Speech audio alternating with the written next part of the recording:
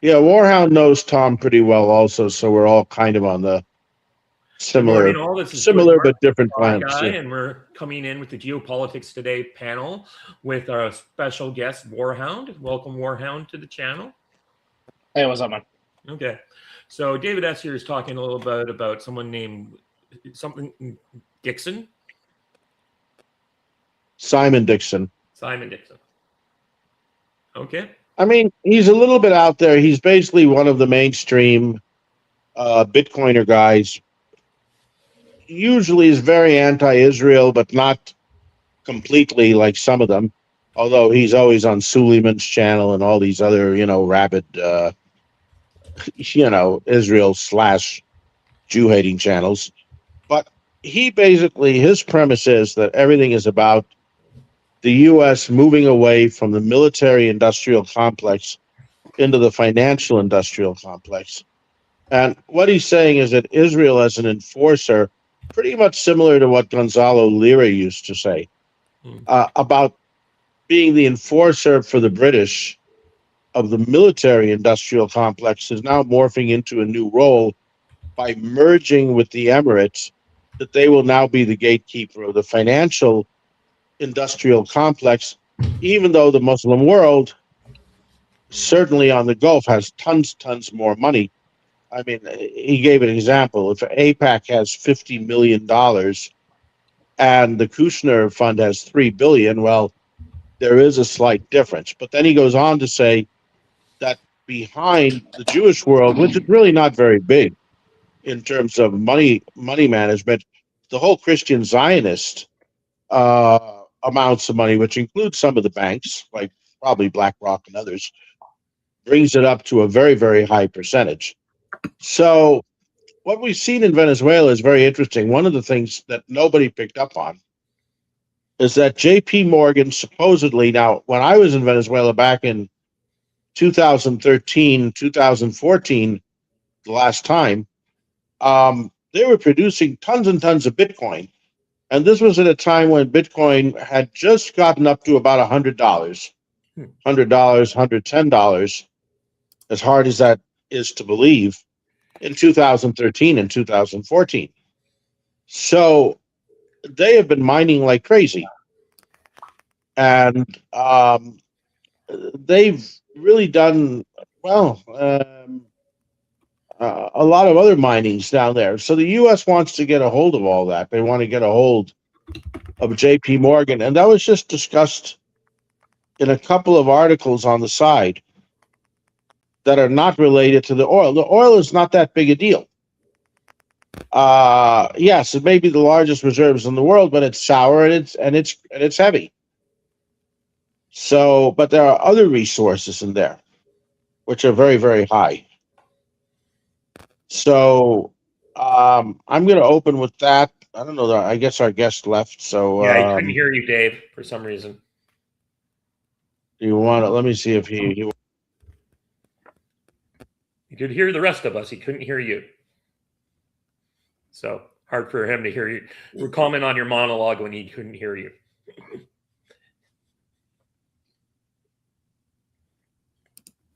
And of course, David has switched his screen, so he's now. And this is like way. I mean, I can do my usual thing, which is just to okay, guys. Why don't, since he couldn't hear me, can we delete this one and start all over again? I told him to come in. I will go out completely and come back in. How does that sound?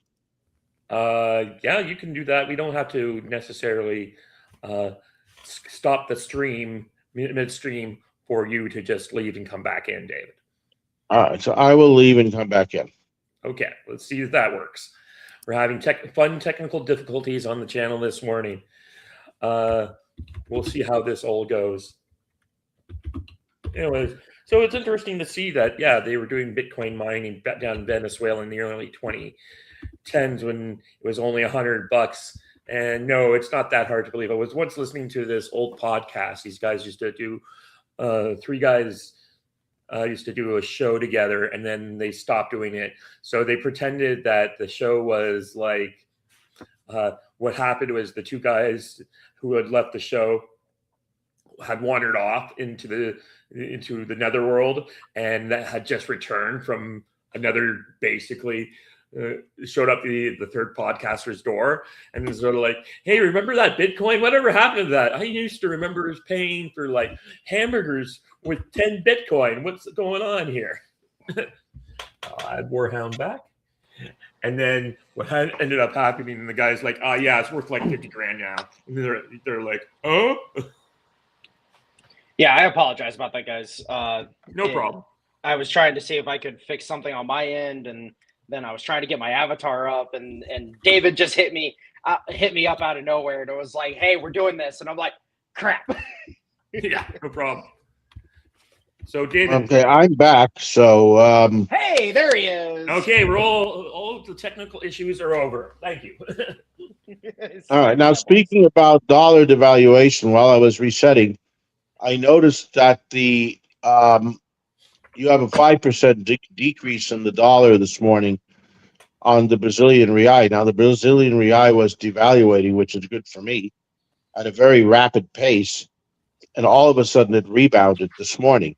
And I don't know if that's due to the Venezuela thing or not due to the Venezuela thing. So probably do. It's a little bit hard to tell. It's a combination with the Venezuelan event. You also have the LBMA is exploding every day of the week at this point in time. And then there's also the back and forth that's going on with China and the US on the back end that most people are not noticing. Well, I think that, who was it said the other day? One of the good things is that at least China, Russia, and the U.S. are trying to operate, even though they're doing things by proxies, they themselves are trying to operate above the fray. I mean, we've seen how many times, Dimitrov or whatever his name has been in Florida, for, making selfies of, frankly, I think that they're made up selfies of him being on a never-ending surfboard in Miami Beach or wherever it is. No, up in Palm Beach, excuse me. And so he's, they want to have some settlements. But the Venezuelan thing, everybody's focusing on the oil. First of all, I think what Trump did was brilliant. First of all, Maria Corina Machado, and I know a little bit about Venezuela, is part of an absolute hated group of elites that live either in the Serrano district of Madrid or live in various areas of Miami and Miami Beach. They are hated by most of the population. They are the reasons why Hugo Chavez came to power in the first place, because of the excesses of the Caldera government. So, every time I see in Iran with this other fake guy from 10535 Wilshire Boulevard in Los Angeles, this is the will of the people, and the Syrian revolution with all these nice girls from Europe coming up. None of this. There was no revolution in Syria. Al-Sharaa just came in and took over. It turns out that I like him. That I like him, that I don't like him, doesn't matter, but I like him. Then you have the Shah. Well, Patrick Ben-David really slammed this pretender to the throne and said, "You're not king material or leadership material. You don't pronounce anything." And I don't know if you saw the broadcast. It was just last week. Patrick Ben-David is from Iran.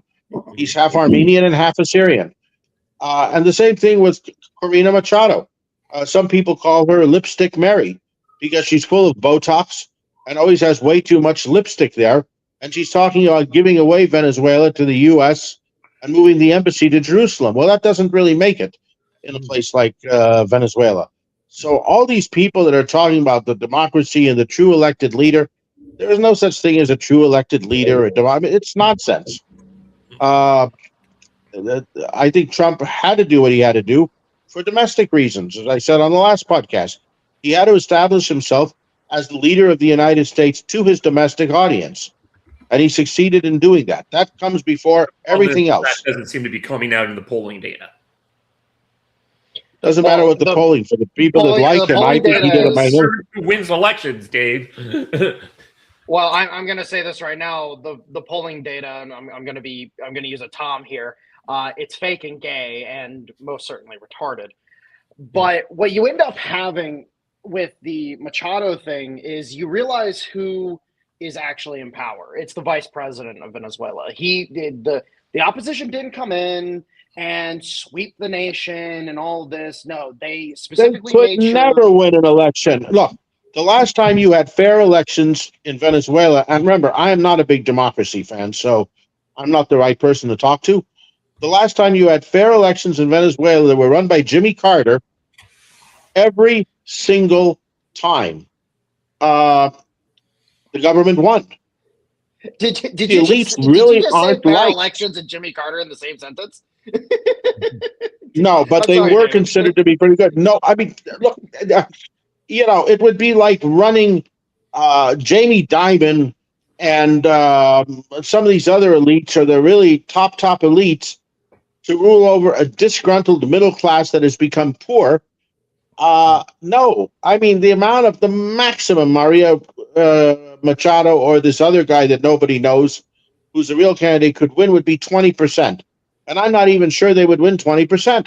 Trump is absolutely right. Unfortunately, or fortunately, or the way it is, most people will still vote for the PSUV because A, they hate the elites, and number two, the really poor people, because of sanctions. Let's not avoid the sanctions are the reason. And most of the sanctions that the U.S. puts on around the world are because of these elites, like Ahmed Chalabi from Iraq and all these places that feel they've lost their fortune, and you have to sanction the bad guys so they can take back control of the country. Well, because of that, the country starves, and you end up getting food packets every month. There is no way that she would have popular support outside a small group of elites that look white enough so that the average person in the United States and Europe says, yes, these are the real people. They smile. Notice there's not very many browns around when she's around, in case you haven't noticed. It is the way it is. I mean, can you disagree, guys? Let Warhound go first. Well, no, not at all. Because again, I saw exactly what happened.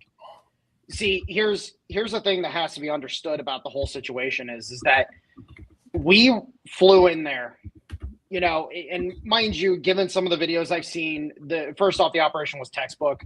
They came in low, they came in hot from certain angles that we knew that the air defense didn't truly cover, and there were a few other things. They were covering their six in the event that the military and the VP in Venezuela, I just don't know his name off the top of my head, decided not to honor. Are you talking about Delcy Rodriguez, or are you talking about the one Rodriguez, that really yes, runs thank the you. country? Yeah, No, but the person that really runs the country, that truly runs the country, is Diosdado Cabello, and he's still in power. He used to be the head of the telecom company there.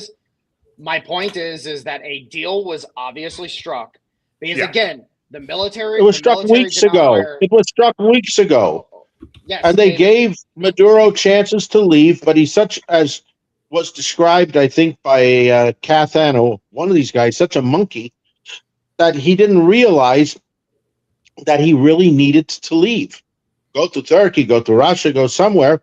And he was busy, dancing the local dances. I forget what they're called over there. And if you notice, when he arrived in New York, he was completely out of it. He was waving to everybody and wishing them Happy New Year. So, Well, no, Maduro at the end of the day, and I have a much more interesting opinion than most people.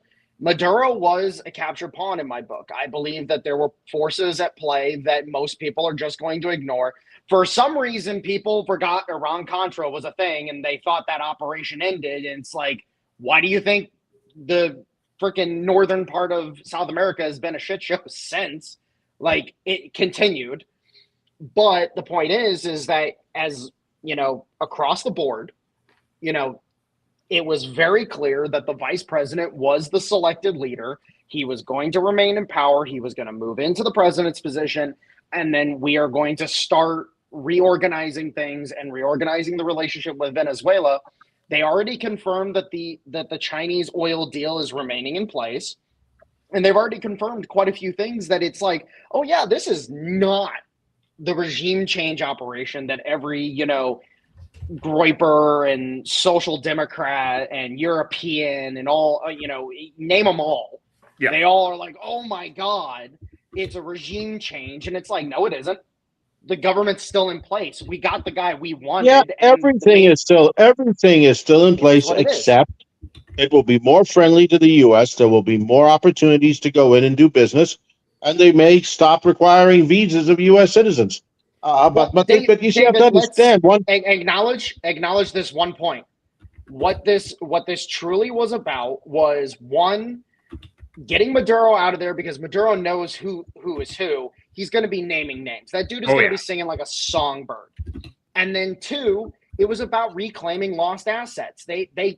When they nationalized a bunch of stuff, they stole a bunch of stuff from U.S. companies. And so now it's like, hey, we're taking our assets back. We're going to help you guys build up your own assets, but we're taking our assets back, period, in the story. Well, guys, I hate to say, but both Spyguy and Watchman spend an awful lot of time in Canada, and the U.S. is mild compared to the Canadian mining companies. That's why Trudeau was far worse on Venezuela than anybody in the United States ever was. So don't think that the party is over, because Canada will come down, like a sack of bricks in the mining companies that are down in Bolivar.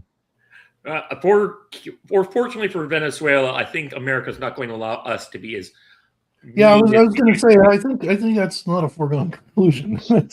I'm just going to say this right now, and mind you, I call myself a Luongist on purpose, because at this point in time, I'm very friendly to Tom Luongo's analysis and view of things. And simply put, the only way that Canadians are setting foot in Venezuela in any way, shape, or form is if they're Albertan or Saskatchewan or Sax or whatever. What do you call people from Saskatchewan? What's the term? Saskatchewan. Whatever. The point is Saxons. Let's call them Saxons, I guess. Basically, you got 4 states. It's Alberta, Saskatchewan, Manitoba, and one other one which I can't remember. But those are the point aligned is U.S. aligned states. If it's not one of those two groups, and they've already split from Canada, and we've already toppled the EU-controlled government there across the board, like, there isn't a Canadian government or a Canadian concern that's going to be stepping foot in Venezuela.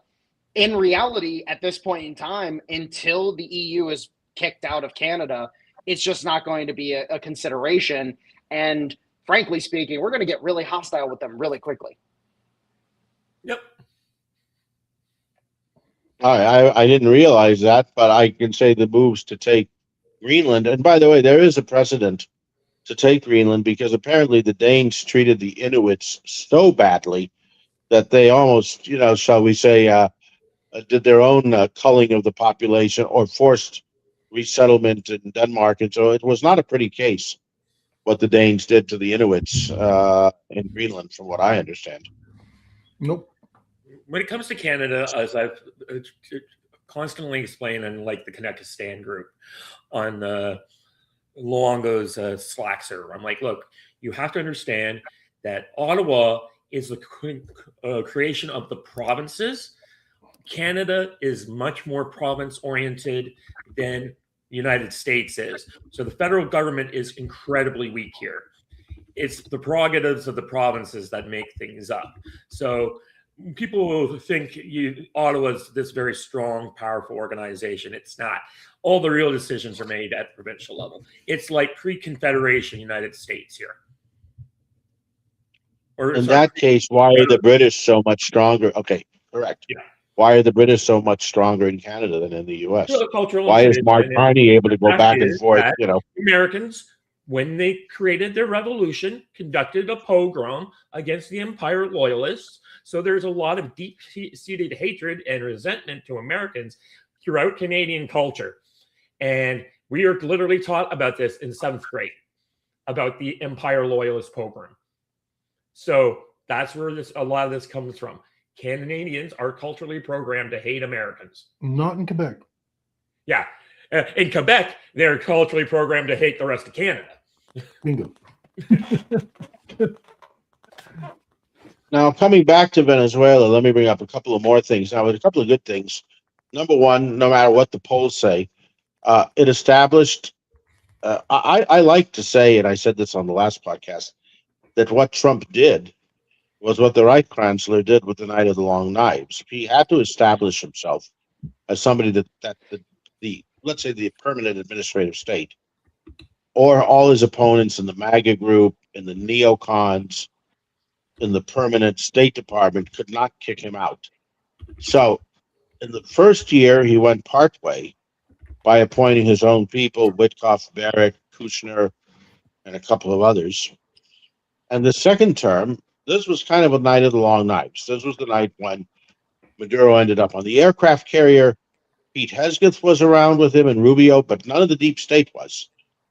So I think it did establish Trump, whether he's popular or not popular, as the real president, something he never did in his first term. So I don't think we can ignore that. The second thing from the financial side is that, and I know this personally from the time when I was in Venezuela, Venezuela is one of the largest miners of Bitcoin. And JP Morgan has assets down there. And they also mine other things, and the US wants that. And that just came out. So Venezuela has got an awful lot of assets that the US wants under its control.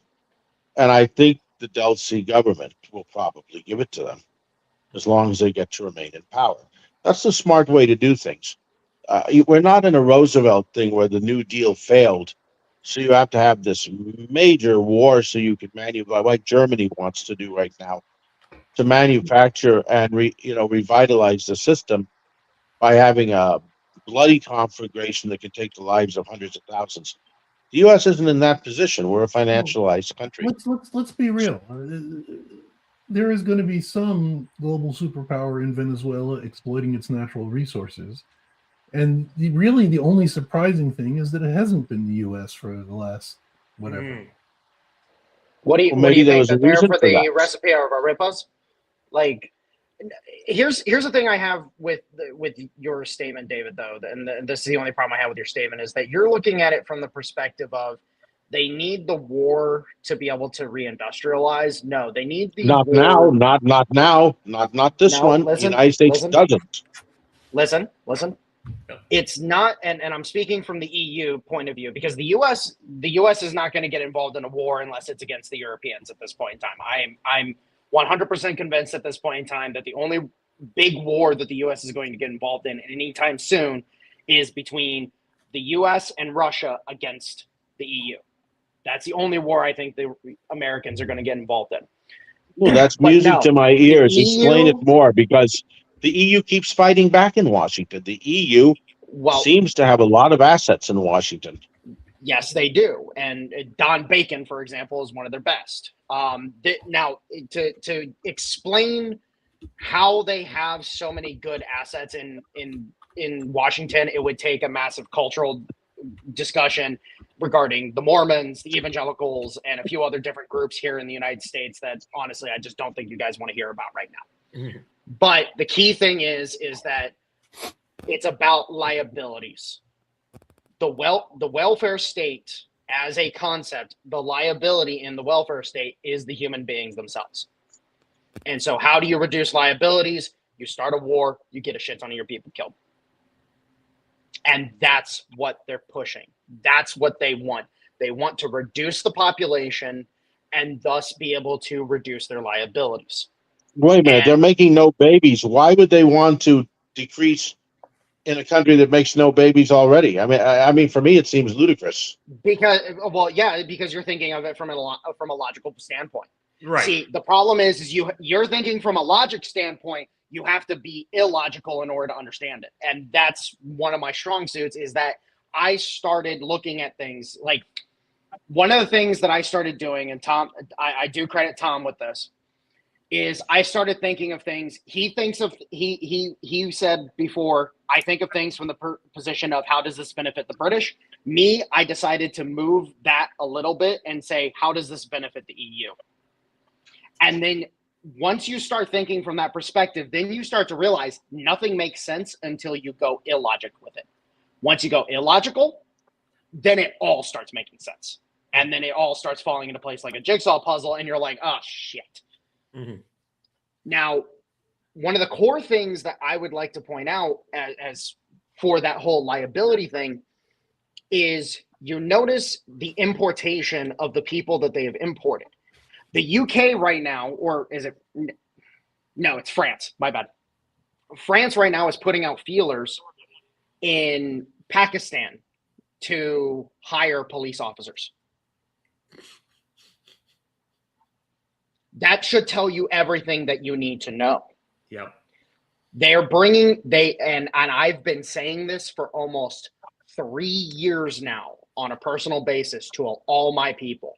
They were bringing these people in to oppress and repress the local populations, because the local populations have the talent and the know-how to work the system, but they need the other population there that they can make fat and happy to keep the other population in line.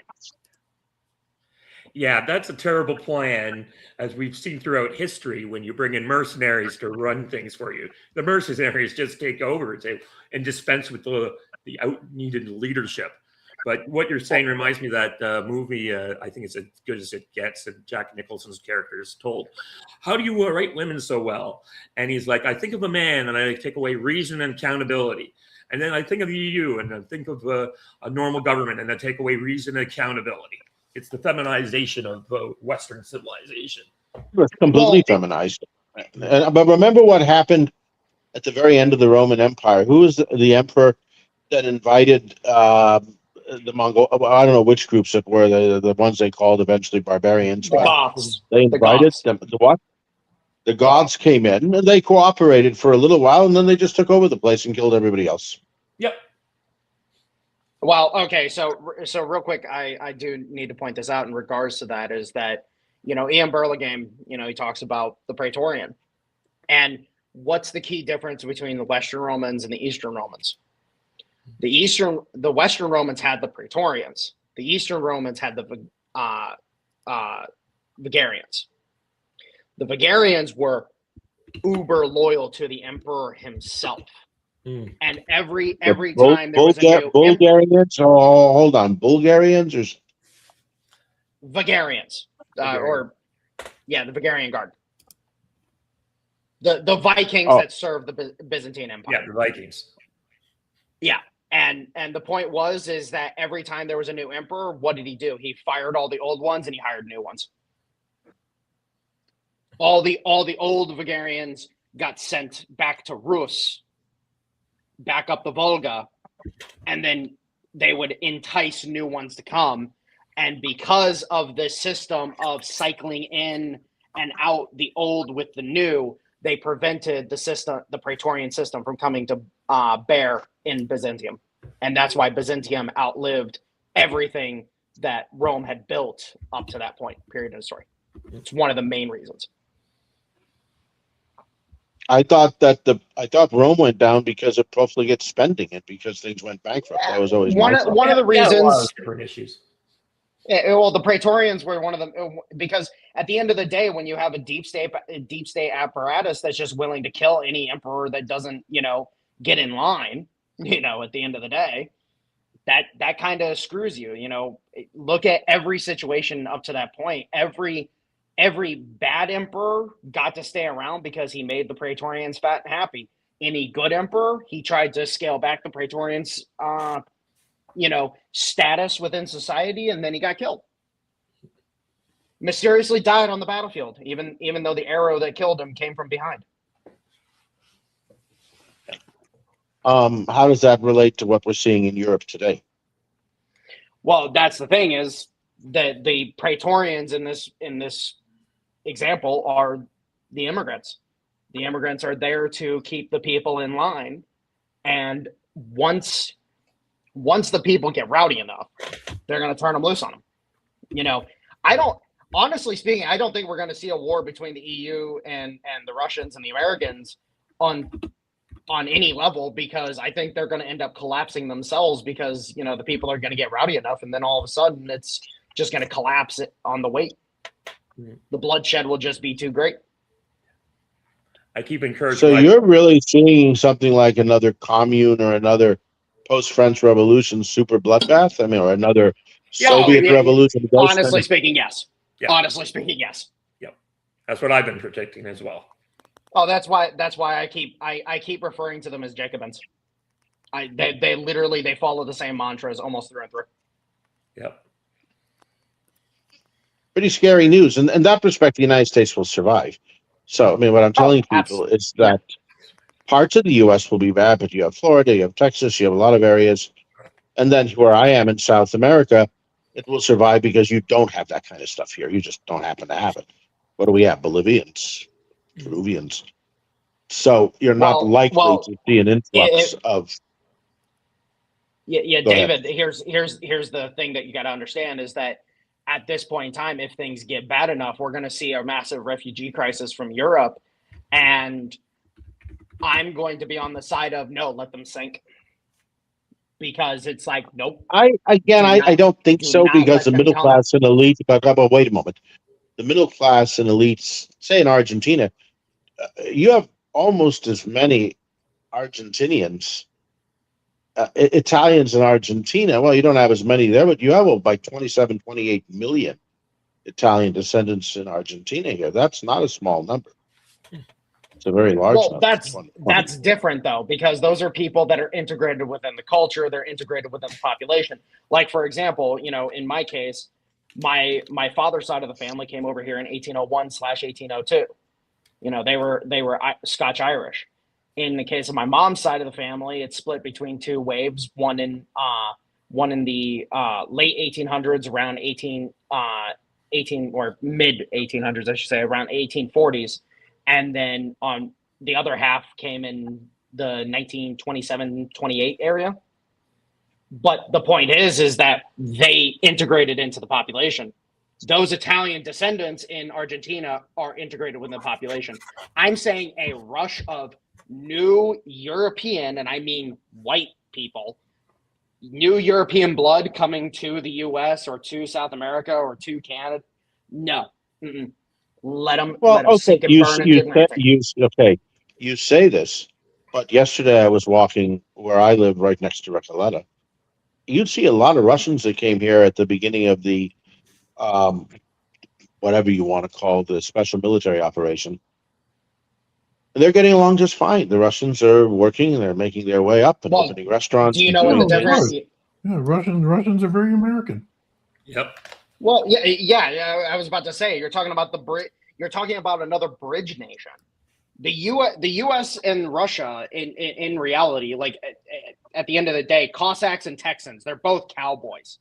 Yeah. Russia and the United States, instead of having all of our population, on one side of the country and then nothing out in the mid or out east. In the U.S., we have all our population on our two coasts and then nothing in the middle. Like geography and population setup and our overall culture, the Russians and the Americans are very similar, and we also bridge the gaps between two peoples, the East and the West. But the problem is at the end of the day, what I'm saying is that the people that are in Europe, the ones that are, the so-called oppressed, the problem is the ones that flee first are not going to be the ones that are going to be coming because they feel like they're being threatened. No, they're going to be like, I'm the parasite that wants to get out of the way of the bloodshed so I can latch onto a new host. And that's the issue. So why would you say the people that follow... Okay, so hold on a minute. Why would you say those that follow Marine Le Pen or follow Alice Weidel or Maximilian Krah, why are they necessarily parasites? They want to have babies. They want to preserve the culture. So why would who will flee first, Dave, are the elite because they have the resources to flee? Yeah, Warhound. He's gone. Yeah. I was just gonna tell Warhound that he'd really enjoy that book that I've told you about, David, several times. Legutko's The Devil in Democracy. The devil. So Legutko, a Eastern European politician, observed that upon the fall of communism, all of the communists rushed to occupy positions in the liberal democratic regimes, converting overnight and becoming loyal liberal Democrats in the blink of an eye. That's what happened in Germany. A demon in Germany democracy. after the war. Look, everybody either became an enthusiastic National Socialist or went back to being an enthusiastic part of the global system afterwards. Yep. The permanent administrative state never changes; it always stays the same. No. So I mean, I think War. I forget his Warhound. Warhound. Wow, yeah, he's in the Midwest. I was He's going to say somewhere. War Puppy, but that would be so rude, you know. Warhound. He went to Neverland. I don't know what happened to him. I think that's what he's saying about immigration from Europe is that we're not going to get what we're going to get is the venal quislings. Well, there's plenty of those around. So, look, I mean, I as an American, I mean, we love Europe. I mean, I'm trained as a classical musician, and I would hate to see Europe, which I think is the finest thing the world ever produced. But every 100. I think well, the thing is, I think there might be a slight generational bias there because I think I'm just one generation younger than you, and as far as I'm concerned, Europe is already lost. It's gone. The only bit of Europe, but it regenerates itself. You have a terrible war every 100 years, and then it starts to rebuild itself again. I don't think this is just a terrible war. I think the only bit of Europe that remains is maybe Poland, and maybe weirdly enough, maybe Russia. You say that, but when I go to Paris is still Paris, and to you, Madrid is still Madrid, and I go to Paris, and somehow. When I go to Paris, it's an empty skin suit. It's no longer the Paris, and for me, it isn't. Well, that's true. It's not the time that we knew, but it still somehow has some areas that maintain themselves in the old. So I mean, that's. I would hate to see Europe go down. I mean, Europe is a wonderful place, but it does every 100 years. No matter what you do, Europe always goes down every 100 years. It's always been the cycle. Canada, a lot of our issues are going to be resolved in the next decade because the boomers are dying off, and a lot of problems. They're the ones. What is wrong? What is the problem with boomers? They keep voting liberals in Canada. They're the major key demographic block. When Trump started making his threats up here, they just stampeded out of the NDP into the arms of Mark Carney. It was pretty disgusting. Young people are way more based here. I need to say something about that. Go ahead, Warhound. Yeah, I apologize. Somebody tried calling me real quick, and it bugged out my audio completely, so I couldn't hear you guys. So here's the problem with that mentality: is that you shouldn't want the boomers to die off because they keep voting the wrong way. You should want them to die off so the government can't try to steal their assets. No, that's happening as well. And we're also going to see the transfer of the wealth away from younger people. Well, that's the point. Is that I was talking to a group of guys, and Ian Burlingame. I was listening to a video of his on the side. I think he was talking to Tommy Kerrigan at the time, and he said something, and it clicked our conversation into. And I'm like, holy shit! It's civil forfeiture. I have never really listened to Tom Kerrigan, but. Wait a minute! Didn't Halsey just have Tom Kerrigan on his show? Yeah, Halsey. Tommy is kind of like a nexus point between a bunch of different guys: Tom, EM, Halsey, et cetera, et cetera. He has everybody. Is he somebody that I would get along with, or I'm a little bit too far out there? Or that's. I think you would get along with him. He's a good dude. He's a good kid. He's a little older than me, if I remember correctly. He's like 30, 31, 32, something like that. He's a little older than me. All right, but I mean, he has basically the same type of views, kind of libertarian, kind of nationalist, and Yeah. But that's the thing is, Spy. That's what they want to use against the boomers, and that's why you want the boomers to die off. It's not about the voting. The voting doesn't matter. You want them to die off so that the government can't use civil forfeiture against them. Yeah. Well, sir, I happen to be a boomer, so. Yeah, but you're different than most of the boomers. I'm talking like people like my mother and my stepfather, who epitomize exactly the type of people that we're talking about. Like, I love them, but they are have this weird this mindset that belongs to another place and another time, and you cannot believe that there are forces out there trying to destroy their way of life, and that Well, I they're think the moving whole CB, I think the entire CBDC system, even a lot of this crypto stuff, all of this is to basically create a financial totalitarian state. It becomes clearer and clearer because all these instruments now that they get in the control of these big, large companies, they can be shut off in 10 seconds. So, yes and no. The problem with that is that they can try for all their totalitarian control. The Soviet Union had controls way worse than what we're seeing right now. but they didn't have the technology. But they didn't have the technology. It's not just that they didn't have the technology. You have integrated can blow up a technology. data farm pretty easily. Okay, but the Soviet Union never had worldwide integrated technology, and I think that's a Yeah, difference. and a lot of this technology is easily destroyed with not a lot of effort.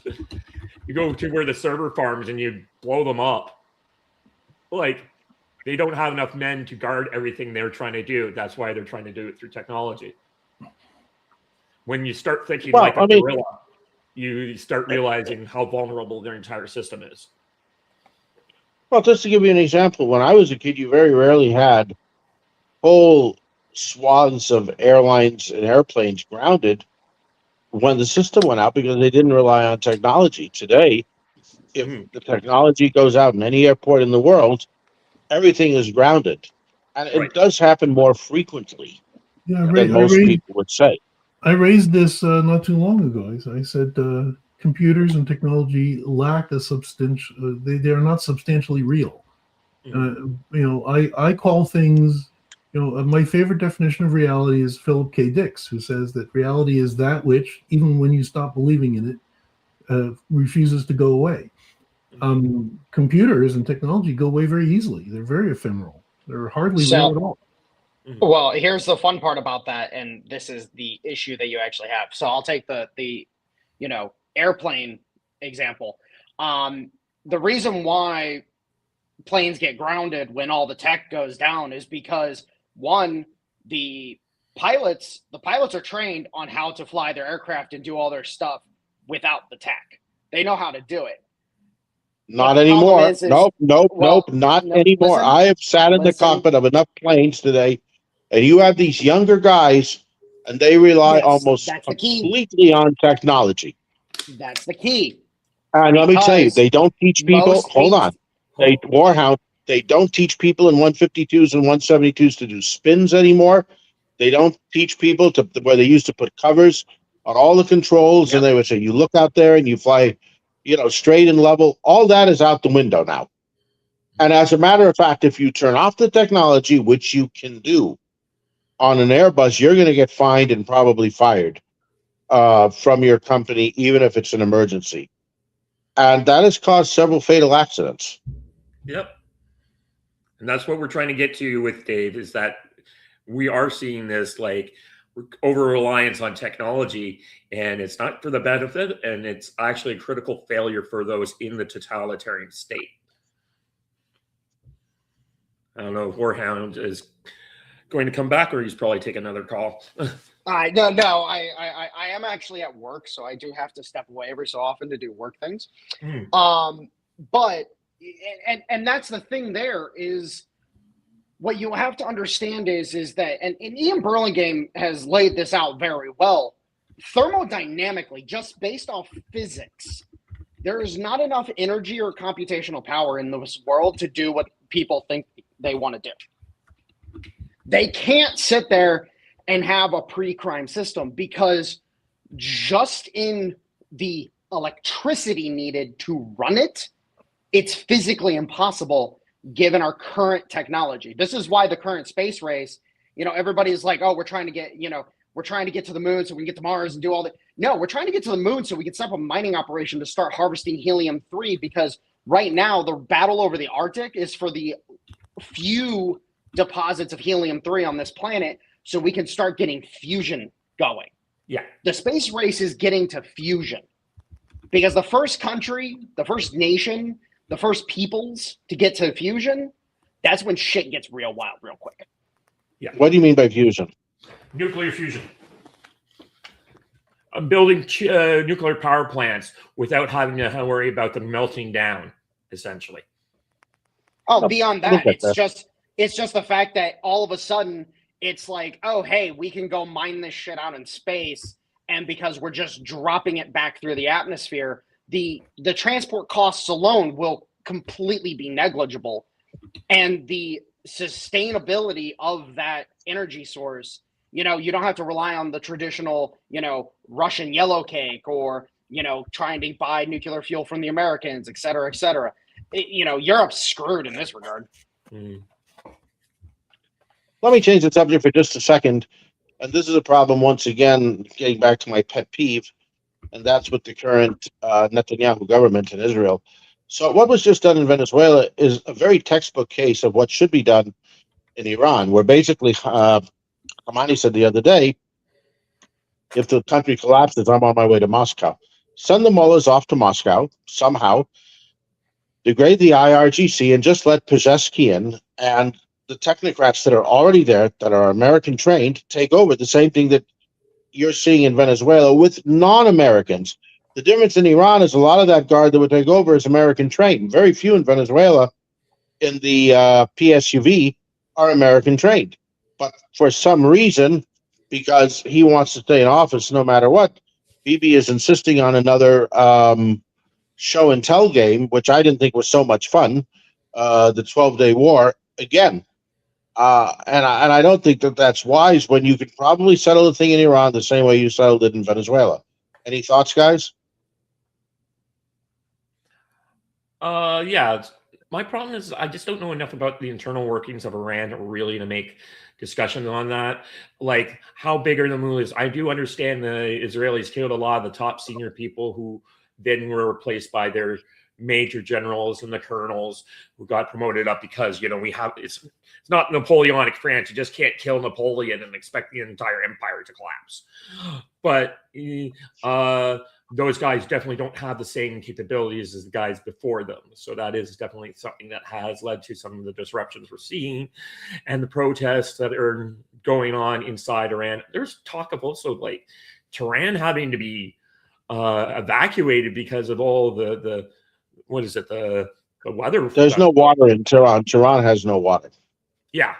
So Tehran has no water. Like, holy crap. So why is it that they keep promoting this phony guy who I guess his main center of residence is in Bethesda, but he's also a lot in 10535 Wilshire Boulevard in LA. And I guess he goes to London and Paris to see whichever ones are there. It's a joke. Mm-hmm. It's a complete joke. This guy, this Shah, people want Reza back. The Shah. I don't think the majority of people could even care who he is. Nobody knows who he is. Yeah. All these people make this pretense that people want Maria Corina Machado or the Pretender. I call him the Pretender King. I mean, you might as well just have this as a caricature of Anastasia. I mean, and people really believe on social media and in all the mainstream media that these are the legitimate. No, they're the heirs of the elites that want to rob back everything that they robbed before. Is there a better way to say that? No, not really. But here's the key thing in connecting Venezuela to Iran. One of the things that you have to understand is that an operation like Venezuela into Iran is a lot different. The IRGC, we've tried buying them off at this point in time. We've really tried, and it's just not going to work. And it's worked to some degree. It's worked to some degree. Well, no, because even Mersheimer of all people has admitted that they're degraded. Now, you're never going to find smiling Morandi saying that they're degraded. But when you say, if you listen to Mersheimer, I was shocked to hear him say that Iran is completely degraded, both in its proxies, its proxy countries, among the Arab world, and you even have Mersheimer, who absolutely abhors Israel, saying that Israel and the Gulf are now in ascent. Israel and Turkey are now in ascent, and Iran is finished. For him to say that, I raise my eyebrows. See, my position on Iran is a little different because here's the thing: is that we saw what happened as soon as the U.S. or really it started with Israel striking Iran, and then as soon as the U.S. struck Iran, it accelerated, and it was the British getting the quote unquote Shah out on TV. He's all over BBC. He's all over the place. And they're just constantly trying I don't. I'm sorry. I don't take him seriously. I don't take him any more seriously. No, that's fine. Poor him finish his point there, David. Yeah. You don't have to take him serious. The point is that the intention was clear that the EU wants the Shah back. And why do they want the Shah back? Because at this point, why no BP? Why BP? Yeah, that's the main reason. Because at this juncture, what did we find out later? Well, BP tried going in to talk to the Iranian civil authority, and Chevron went in and talked to them 2 days prior, and literally signed a deal with the Iranian civil authority, literally 2 days before BP went to talk to them. And the civil authority was like, "Oh, we've already signed a deal with Chevron. The Americans beat you, motherfuckers." And that's the whole point: is that the EU wanted the Shah because they wanted the oil and gas resources of Iran, and we already beat them to it. Now, when it comes to Khomeini, he can talk all the noise he wants. Israel can talk all the noise they want. I don't think the U.S. is going to be striking Iran anytime soon, and the only reason why we're going to strike Iran is if we need to remind them, like, hey, by the way, non-proliferation is a thing. You don't get to have a bomb. And I think it's more. I think that the U.S. Don't you think the U.S. would like to make the same deal like they just did in Venezuela? Well, why make that deal when you already have the Iranians balls in a vice? Why would you need to make a deal? Because you just get rid of the mullahs and let Pezeshkian. No, you just get rid of the mullahs and let Pezeshkian be in power and his people. Well, again, it's just a matter of and remember the Russians. None of the Russian deals are signed with the mullahs. They're all signed with the civil authority. The mullahs are kind of just there, dude. Like at the end of the day, they're kind of just there. And the only people that the mullahs so why do all the people on Jewish? So why does everybody on Jewish social media and the Jewish propaganda outlets talk about the mullah terror organization? I mean, I listen to this. And maybe maybe there's a small point to it because they have a clock for the death of Israel and all, but I just somehow I'm not impressed by the militaires. Well, okay, David, I have to ask a question. Do you want me to just be completely blunt and honest? Yeah, go ahead. The majority of Israelis are retarded. Like, I'm just gonna say. Oh, when it comes to you understand that I'm not able to get on most Israeli pages. They're completely brainwashed. Well, they're brainwashed with fear. They are so fear-based that they don't see the tremendous opportunities. It's not fair. The fusion of Israel. There's two things.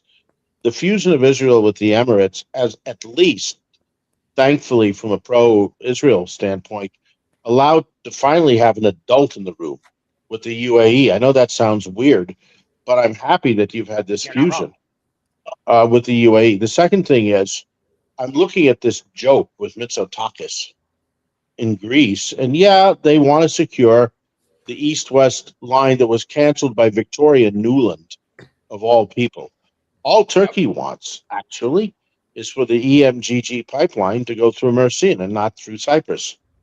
And there is going to come a moment, and I agree with the guy from Haaretz. Well, if you read that, then you're a communist. But I agree with the guy from Haaretz that there's going to have to be, for the fourth or fifth time, a thaw between Israel and Turkey. These are the two serious military powers. They are two very active trading powers. They are the two most important countries, not Saudi Arabia. And to pretend that you're going to go to war with Turkey, I mean, it is retarded. It's for me, if you're a pro-Israel person going on that line, it really shows you how bad Israeli politics is. David. Here's the thing though. Why go to war with Turkey if They're supplying Israel all the time during the whole Hamas war. Turkey supplied Israel from everything coming from Azerbaijan like a Swiss clock, without ever once there being a stop. But in addition to that, they also continued with a lot of radars turned off to supply Israel with all sorts of things. So why would you want to go to war with? I mean, it just doesn't make sense to me. Well, what he says, I don't really care about what he says. I can say something about Iran because JP's been our usual one commenter has been in there today, and he's been pointing out about Russia and Iran. As far as I can tell, Russia's pretty much put Iran under its nuclear umbrella, the old name. But Pakistan actually has said it out straight out. If Israel nukes Iran, we will nuke Israel. So that's just. So I think a nuclear program for Iran. Let's face it, the whole point of that was because Iran wanted to have steady supply of energy for AI data centers. And we never talk about that. That was what that was all about. It's not about Iran making a nuclear bomb. It was about Iran wanting to have AI. Well, okay, so Spy, I do agree with you on that, but here's the thing, is at the end of the day, you have to understand one critical thing. Are the Russians signing agreements with the mullahs, or are they signing agreements with the civil authorities? Civil authorities, look. Russia, I don't care what anybody says, and this is why I get so angry at my own Jewish community. Russia is a tremendous, tremendous supporter. Even if they hate Israel, they are a tremendous supporter of the state of Israel because of all the Russians there, because of tons and tons of Russians. Well, we actually have somebody here finally. Well, welcome, Moneycircus. We need to get your some kind of a way to contact you. Yeah, we've been talking. We're going to switch back to money in just a second here. But let me just say one more thing, Warhound, and then we're going to switch to the financial side. Because Moneycircus, who just wrote another interesting article, just came in. And that is that Vladimir Putin and the oligarchs in Moscow will never let anything happen to Israel. And so all the time when Jews are busy supporting these neo-Nazi banderites in Ukraine and saying terrible things, and we found out that Hezbollah has Russian equipment. Well, I got news for you.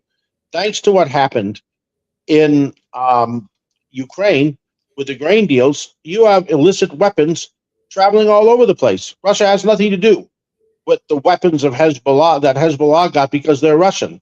And I think people should be smart enough to know that, but they want to take their own prejudices and their own biases and talk about, and as much as Israel says we want to be independent, all they're doing is becoming the biggest vassal of the United States, practically, that's ever existed. Russia will never let anything happen to Israel as long as Vladimir Putin and the current elites are in power in Moscow, period. Don't even think about it. Anybody want to disagree with me? I mean, please do.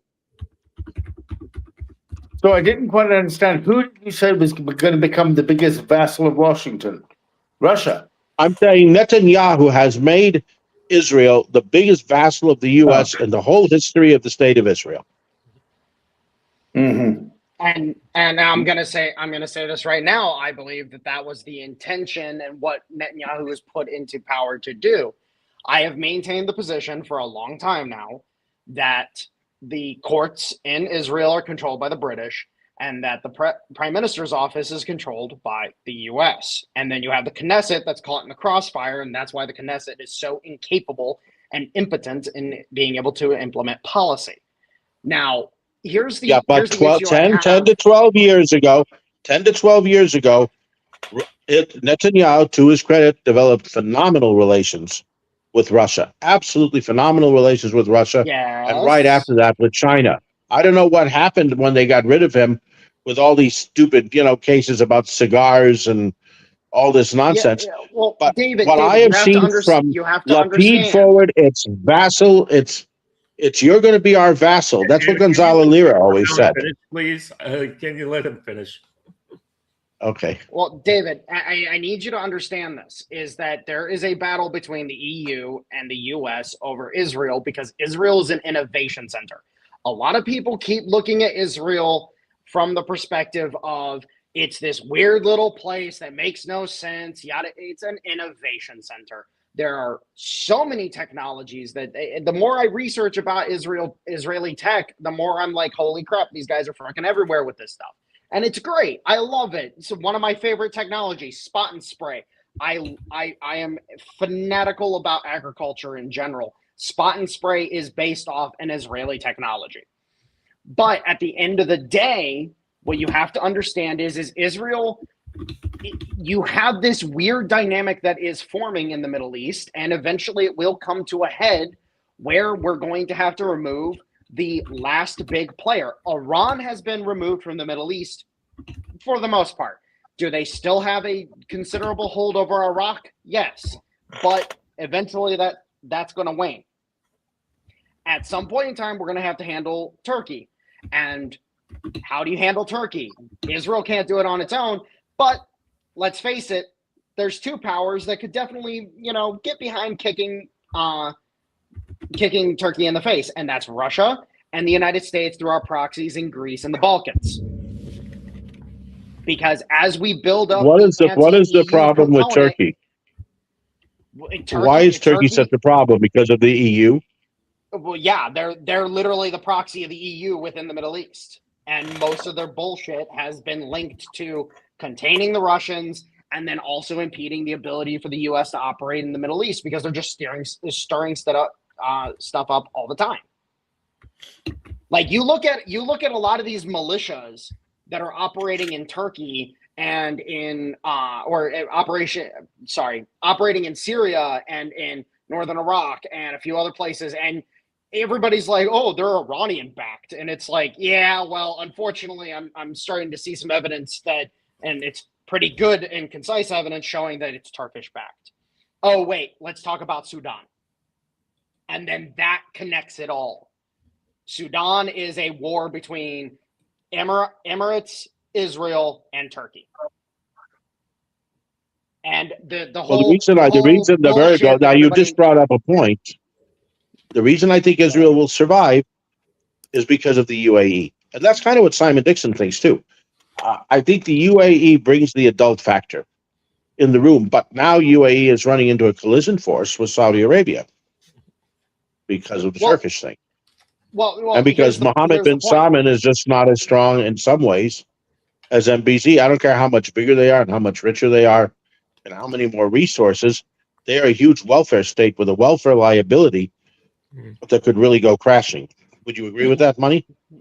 Well, I think there's a real turnaround with the Gulf states. It's remarkable. For years, we regarded them as the, not just the junior partner, but the slightly, insane, to be rude, to be uncouth, insane, inbred, sort of like Arab states. Oh, what we've seen in Europe is that the Europeans are the home of the nepo babes. You have these idiot politicians who are just there in a job because their father or their mother or their uncle was in the same job before. They're just bloody fools. The Kaya Kallases and the Friedrich Merzes and all of these. They're either there because of their business background or because of their familial political background. And yet you've got, on the other hand, in the Gulf, you've got all these, Harvard, Wharton educated, been given expensive educations, sent off and schooled in Switzerland and the US, and the brains are now in the Gulf. And I think there's an argument there. I'm not going to make a competition who's that's fatuous, who's the brightest, who's the sharpest. The point is who's putting the most effort into running their countries, and the Europeans are not. The bottom line is. Hold on. The bottom line is it's not capital is moving to the Gulf. David, you cannot argue capital is moving to the Gulf. Ever talk. Just let me say a few words. It's not so much who's the brightest, but I would say that it's pretty clear that advancement in the Gulf is merit-based. Yeah. Well, which ties into what David said. It's financial based. They've got to make the money work. They can't screw around because they know one day the oil is going to run out, and they can't fall back on European imperial connections, or like the French are dreaming of going back into Africa and taking over Africa once again, as some French general said not long ago. The Arabs know they can't do that. I need to point this out. What you're seeing is you're seeing the Middle East, because it knows it can't sustain, and mind you, the oil is always going to be there. We now have credible scientific evidence to show it that will last a lot longer. it's a renewable resource. It's a renewable resource at the end of the day, but it renews very slowly. The point is that they're now trying to turn themselves into an innovation center, and that's what we're trying to do. Is we're trying to take ourselves, being the U.S., we're trying to get everybody out of the Middle East.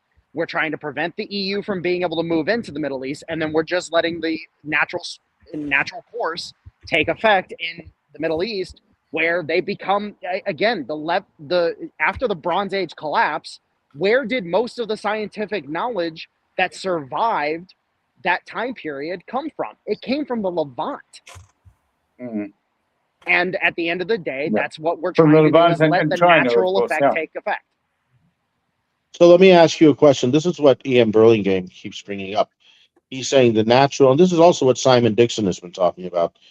Basically, capital doesn't trust Europe anymore, including City of London. So it's moving on to the Gulf. It doesn't matter whether it's in Qatar or in Dubai or in Saudi, which I think is a little less attractive than the other two in some ways because of the welfare state.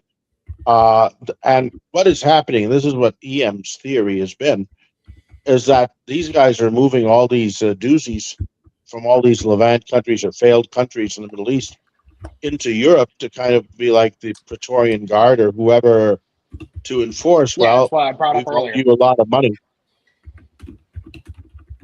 Well, and I it's mean, not just the casual move, whether you or not you take his analysis of a Praetorian Guard or whatever we call it, the old Italian money families or whatever, he's very interested in the historical aspect. But I think the money will speak for itself anyway. The money will go to where it can work. Europe is quite clearly doing the most bizarre self-sabotage of its own money system, where it's telling people that your money isn't safe here because when we switch on a political dime, we can sanction your cash, we can seize your technology, we can sanction your communications. Well, hang on a minute. What are the principles that Swiss money, for example, operates on? It operates on confidentiality. It operates that ended in 2013. That ended but that ended 10 years ago. That ended 12 years ago. Yeah, Europe's trying to destroy the Swiss money center. Well, where's the money going to go? It's not going to be Switzerland anymore, is it? It's going to be somewhere that actually represents what Switzerland used to be. But it's very hard in the Gulf, maybe Qatar. But unfortunately, the Emirates goes by very, very strict rules of FATF and all these other organizations. Yeah. I mean, Qatar less so.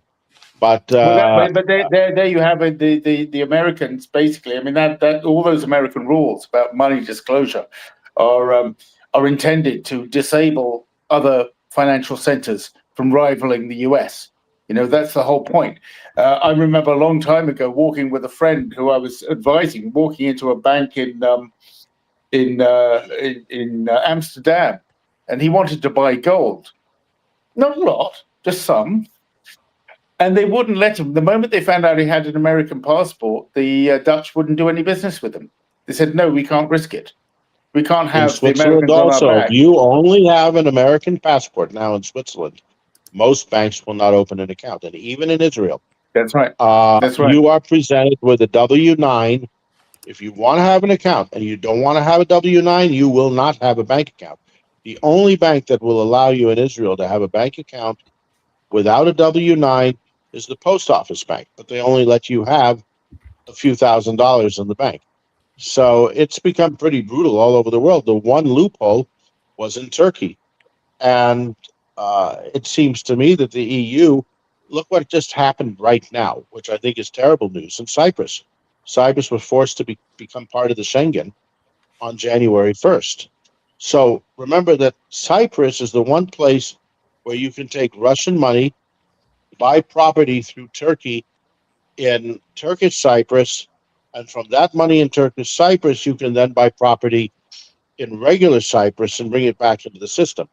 I think that the reason why they insisted, remember the bail-ins in Cyprus, one of the reasons they insisted that Cyprus must join the Schengen is to try, I'm not saying they're going to succeed, but to try to close that loophole between Turkish Cyprus and Greek Cyprus. So if the Israeli thinks, oh, well, we're doing the Cypriots a great favor by giving them back their sovereignty against the Turks. No, you're not. And you're certainly not helping Russian Jews by doing that.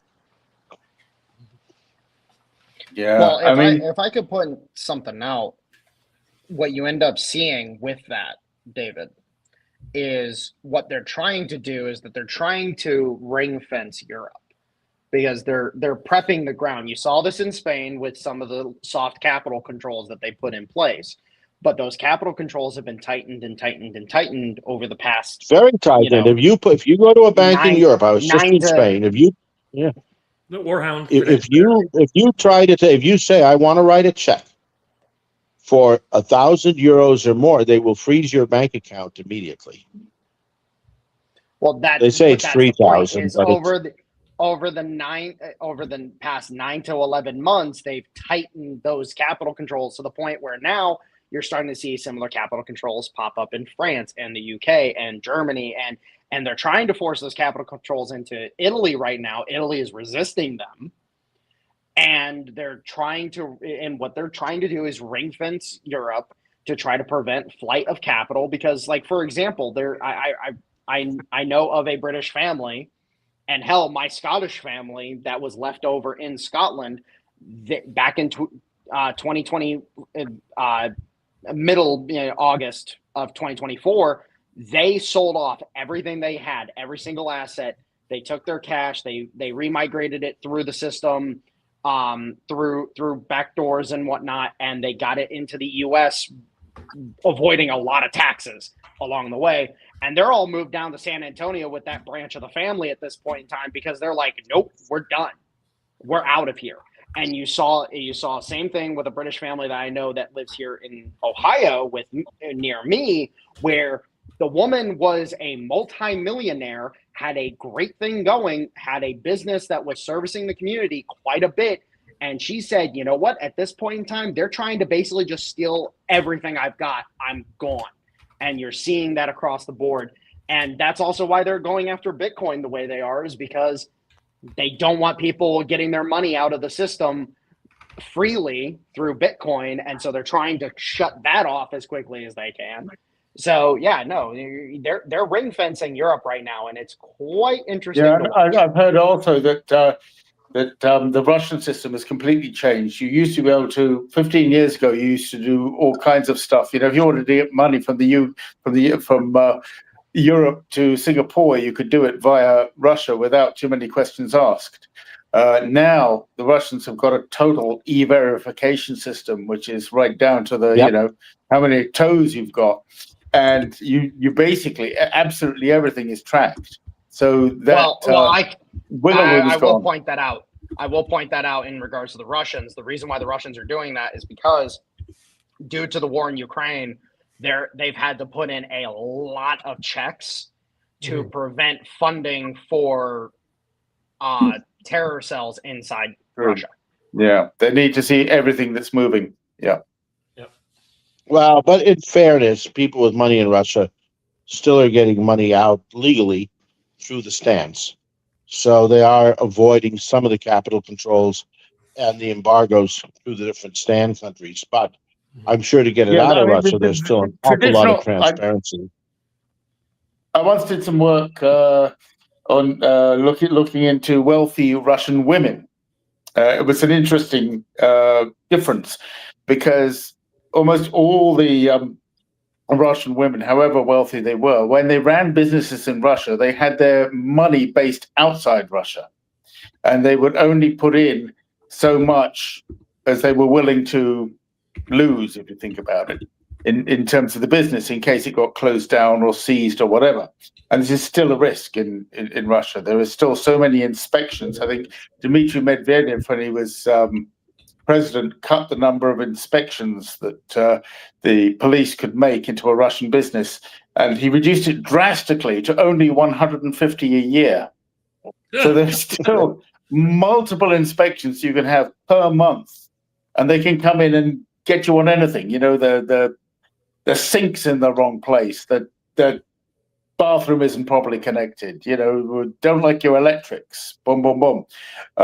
Yeah, but Medvedev, remember, Medvedev was very much a moralist. For example, piva, beer was not considered to be an alcohol. He slapped that on.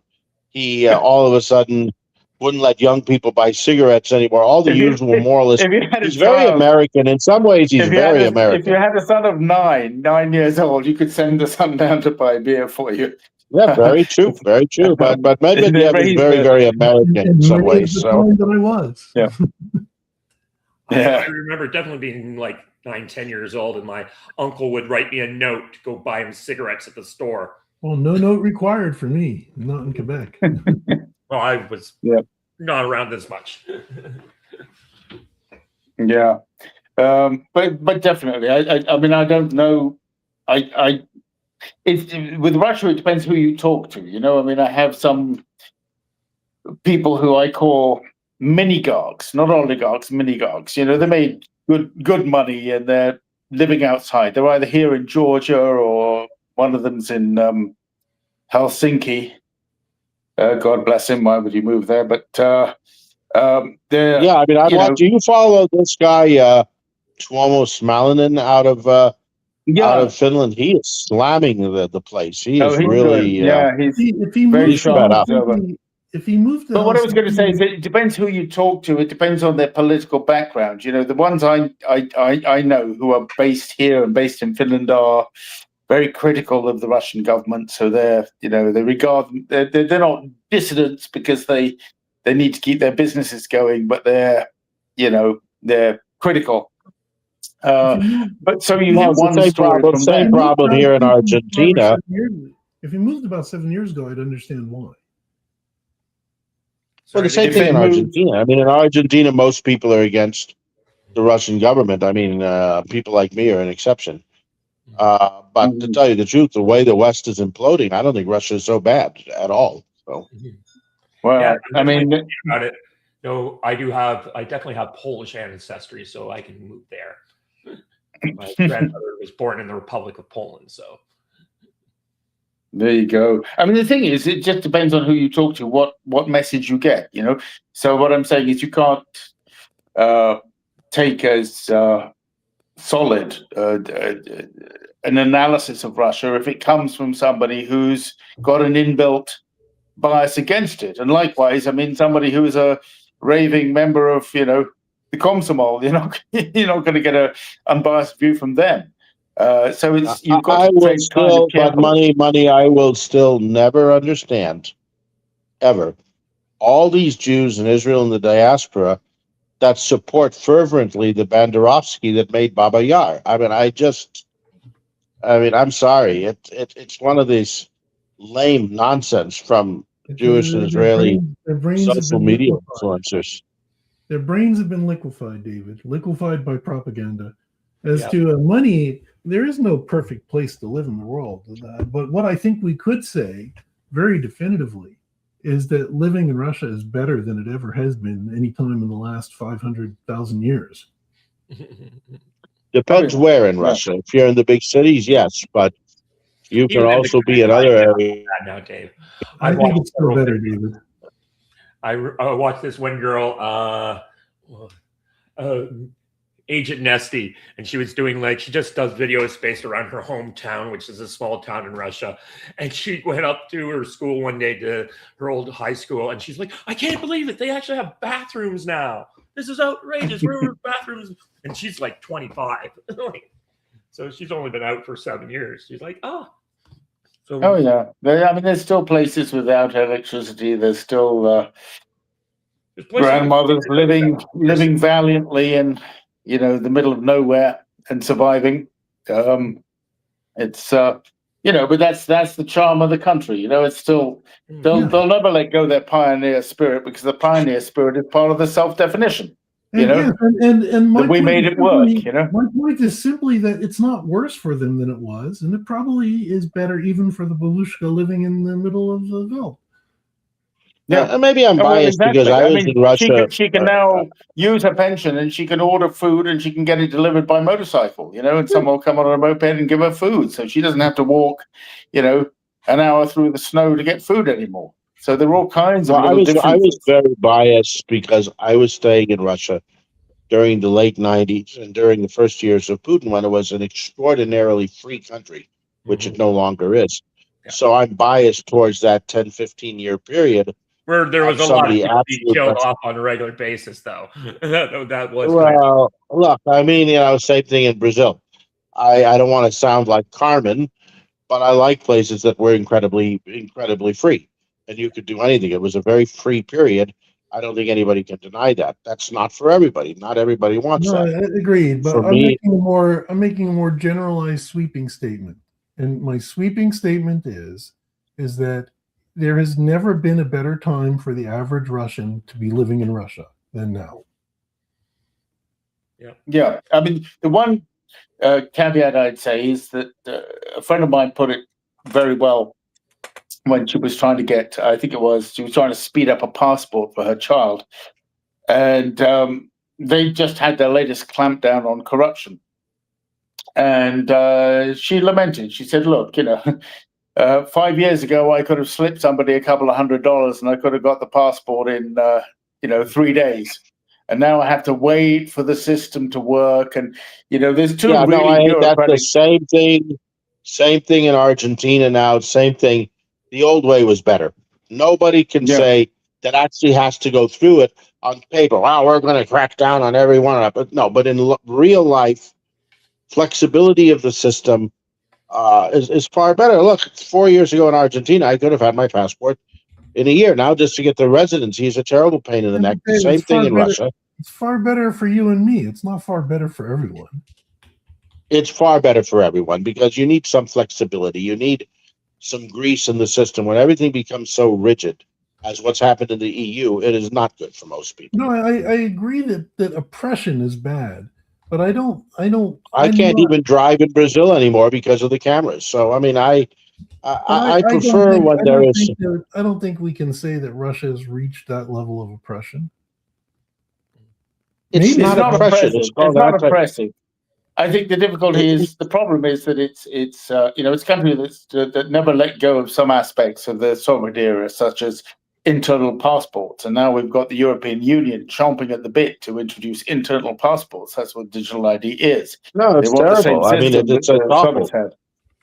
And you know what the worst thing is? Most people accept it. Most people are willing to accept it because it's corruption against those other guys, but until it happens to you. No, look at what happened in London. They put in all the traffic cameras everywhere, and people just started disabling them. Well, but that's not happening in Brazil. They were doing that in the beginning, but now it's a lot harder. Let's change the subject because Money came in here a little bit late about your new article. So I think what Trump did in Venezuela, there's some interesting aspects to this. He did the right thing. First of all, he had to establish himself as president of the U.S., which he has not been able to do up until now, that he is the boss, that the buck really does stop in Washington at his desk. And he has a lot of enemies building up through the America First, the MAGA crowd, the anti-Israeli crowd, the Tucker crowd, the neocons, which are the worst of all. Most of the neocons are the old Israeli crowd, plus the Democrats, plus all this Epstein nonsense that I never even pay attention to. I could care less. And by doing what he did, which was really almost nothing, he reestablished himself. He was very smart. He allowed the ruling party to stay in without one of these color revolution for all these ridiculous advocates of, NGOs that are just the elites from countries that were chased out that want to come back and rob the place. And I think he's doing the right thing, but it goes far beyond the oil. They discovered something that J.P. Morgan had a huge presence in there. This is one article I was reading. First of all, Venezuela was one of the top Bitcoin producers or crypto producers in the world.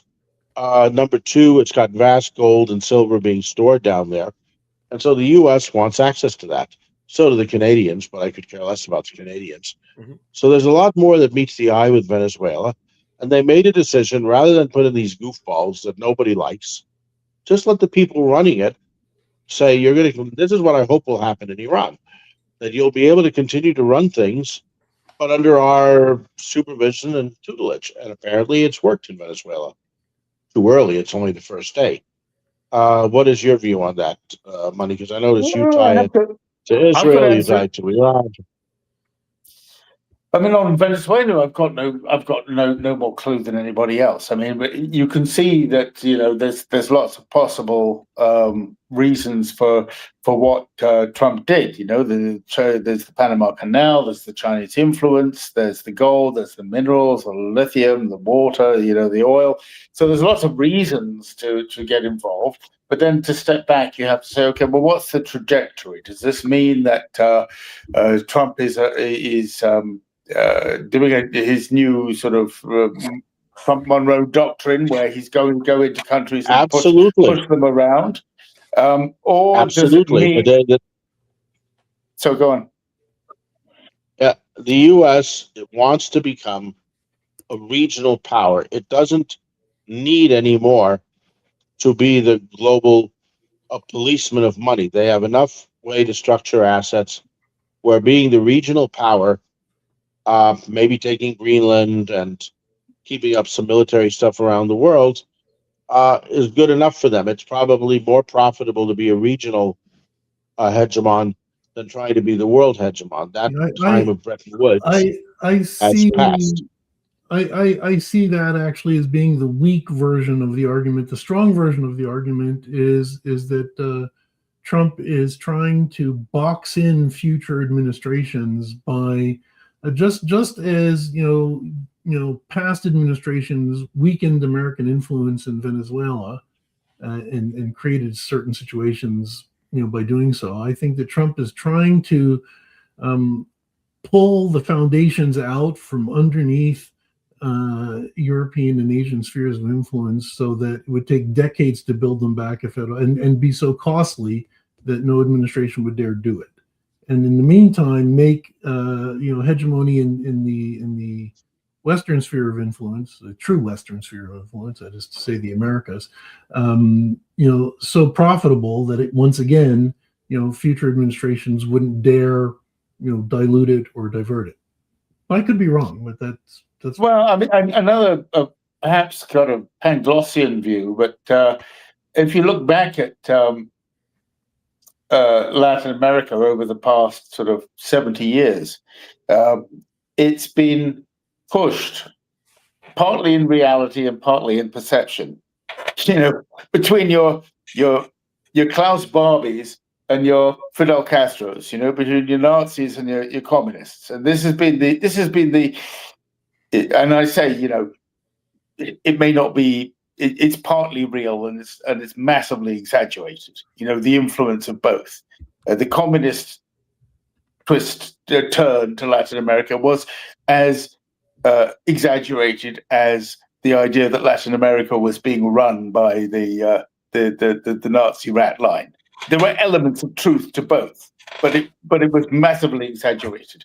And if they could move beyond this, and there's another aspect to it. The other aspect to it is that if you take countries like Bolivia, they were always like a pinball machine between the business elite, and then somebody would come in. The business elite would then fail because they've got 80% of the population that they can't feed. So then you'd get somebody coming in saying land reform, land redistribution. He'd get branded a communist. Then you'd have a coup. He'd get kicked out. You go back to the business elite, back and forth for 70, 80 years, the same trajectory in multiple countries. And of course, the answer isn't that mysterious to us. It's to build to invest in not in the oligarchs, but in the upper middle class, in the business elite, and let them run the damn country. With an eye to developing the workforce and developing the the resources for themselves, rather than having, the United Fruit Company coming in and, turning the whole place into a banana But plantation. that was the problem along. in the 60s. Yeah, I mean, the problem was the Dulles brothers.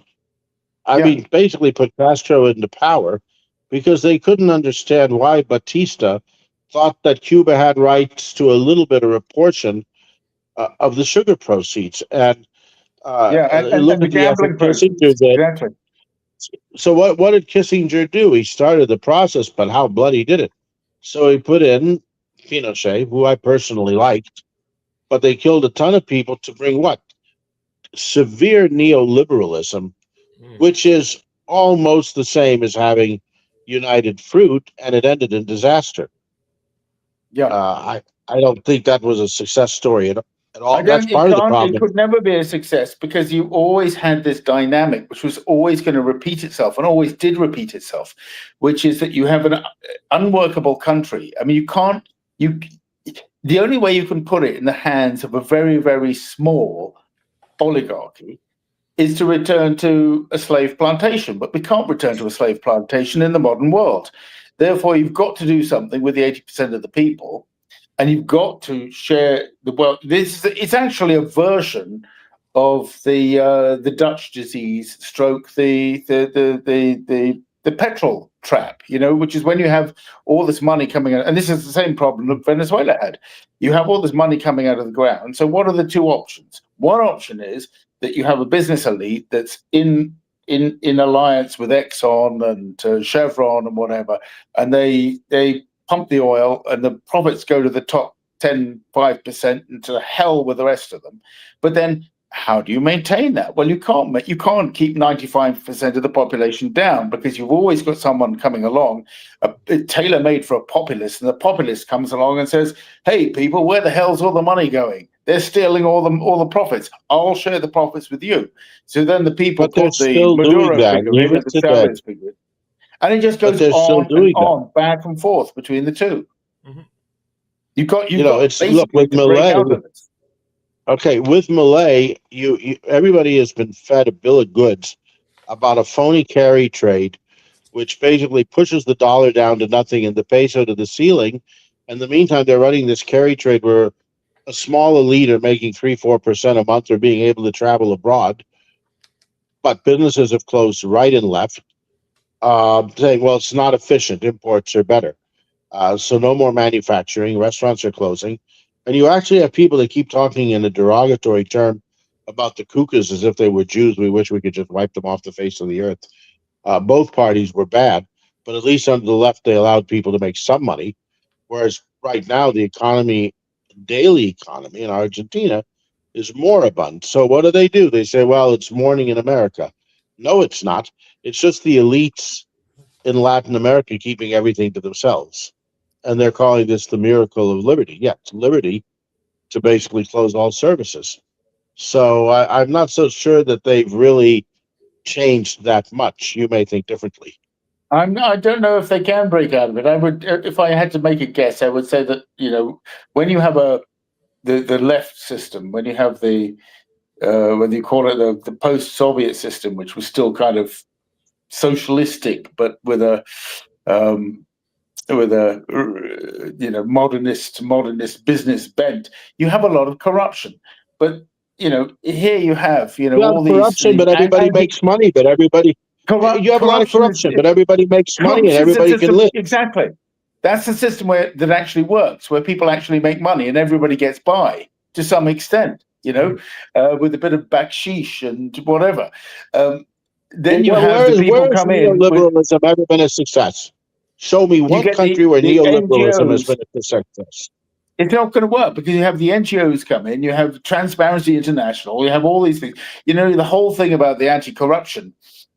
And every government is corrupt. Every government in the world is corrupt. So when you have these anti-corruption movements, which are championed by Soros and by the World Economic Forum and by the European elite, that this is like Soviet justice. Well, everyone's guilty, but we're just going to prosecute you because you're our political enemy.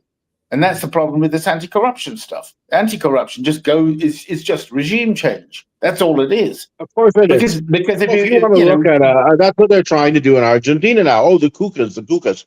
But if you want to talk about an absolute failed system of neoliberalism, forget Chile, because that took quite a few years. Look at Greece. I was going to Greece before the Troika and before Tsipras, and post. Greece has lost its middle class. All the young people move out, and the happiness quotient has gone to the floor. I don't know if I would exactly call that a success. No, nobody's making money. Nobody's making money. I went into a bar there about 5 years ago, and there were two of the biggest ship owners throwing plates all over the floor and having a great time. And that's illegal now. Now they've made that illegal. Throwing plates on the floor now, of course, they've made illegal, and that was part of the fun of Greece. Damn it! They went through. No, I mean basically the EU has taken the soul and the fun out of most southern countries because of these austerity and. But this is austerity the problem. Once they lock it all down, they've got they're going to have their Digital Services Act monitoring everything that you say. They're going to have their digital currency, whatever they call it, monitoring everything that you spend. Once they've done that, the EU will be, in terms of business, it will be completely and absolutely dead if it isn't already. It will be impossible to innovate. Under a surveillance system, you can't produce anything. If they wanted to have a thriving business sector, they'd do it the Russian way. What Russia had was sort of 20 or 30 years of absolute corruption, where people were running their little businesses in the street and building up enough money to set up the companies which now operate in Russia. Europe doesn't have any of those because it's clamped down on every last penny. And it's going to get worse. It's going to get worse. Mm-hmm. Yeah, and that's what they want to do in Brazil too. It's everything for the big corporations. And so you put in all this surveillance and cameras and no back sheets and no flexibility and, everything by the book. And no, it does not work. Guys, I am going to have to go and take a business call. I will come back. Okay. But I want to hear some more about what Money has to say about Venezuela. Well, so I'm going to have to leave in about I'll be back in a little bit. You guys know that.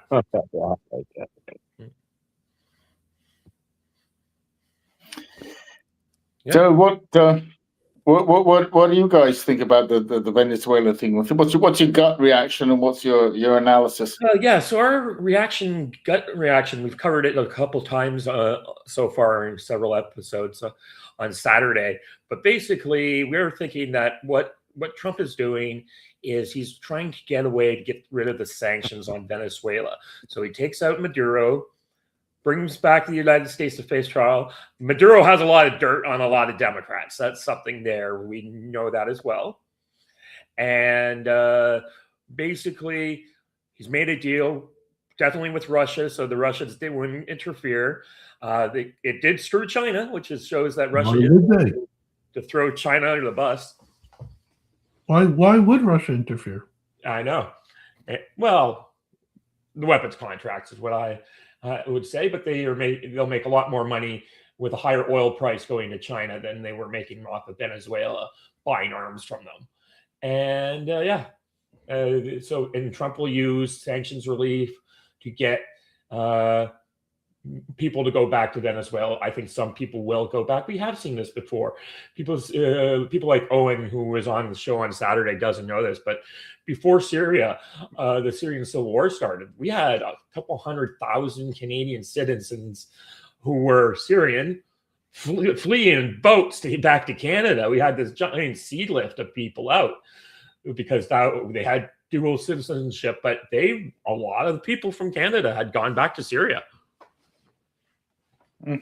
And so they will go back to Venezuela because that's where their family is and homes. And if there is proper sanctions relief and an ability to make money again in Venezuela, I think that'll be what we'll see. And I think we're seeing, as he's heard from Syria, similar things going on in Syria. Yeah, I mean, give me the choice to live in Canada or Venezuela, and as long as it's stable, you've got a much better climate in Venezuela. It's a much nicer place. It's easier living, much sweeter living. And so I've not been to Venezuela, but I did live in Trinidad for a while, which is only 12 miles off the coast. My brother lived in Caracas, so I know the region from some extent, and it's it's one of the prime pieces of the world to live in, because you're not all the way down in Argentina, and you're not as far down as Brazil, and you're still within travel time of Europe and North America. It's a very sweet place to live. It just needs to be run properly. That's all of that area is well, let's not call it land of the future, where the future never comes, but if it kind of gets along, then it's good. It doesn't need to be the mess that it's been, exporting people up to the US. I mean, there's no reason for that. Except mismanagement of the economy. But I mean, I'd love to be on the ground. If I could go and spend a year looking at it, which I can't, but if I could, I'd write with proper insight. I don't feel I can, because we're looking at it. We're looking at the reactive end of it. We're looking at the way that the US deals with it, the way NATO regards it. We're not looking at it from the point of view of people trying to survive within the country. And from within the country, all we hear are horror stories. I'm sure there are many non-horrors. There are many stories of success. It's not it hasn't collapsed yet. My apologies. I'll talk to you another time. Yep. Thanks, Adam. Take care. Very, very nice to meet you in person. Likewise. I would ask one thing before. Well, I'll mention it in the group chat, but I want to start growing this channel a little bit. But I'm the only one who seems to be sharing the channel shots. I was hoping some more of the other people who have bigger followings, like David S., would start sharing out the screen as well. How do you share it? What's it actually called? How does one find it beyond I will send when the stream is done, I will send a video to the group, our group chat, and the link will be there. So, okay, that's great. That's great. Yeah, I don't know. Did you touch on Iran? What your thoughts are? We did touch a little bit on Iran. I mean, that was maybe more David S.'s idea, or Warhound, who just kind of briefly showed up and back out again. Those were much more on that. My viewpoint is that everyone seems to be the civil authority seems to be stronger now, and the mullahs are taking a back seat to things. So whatever Israel did in their strikes during the 12-day war seemed to have made things weaken the hands of the mullah, certainly weaken the hands of the IRGC, and allow the regular army and the actual civil government to come back in. And I have heard some stories from someone, I can't remember who it was, but they were saying that what's really happening is that Ahmadinejad's guy, I never can pronounce the former president's name properly, but his guys are stoking up a lot of trouble for the current government there. Yeah,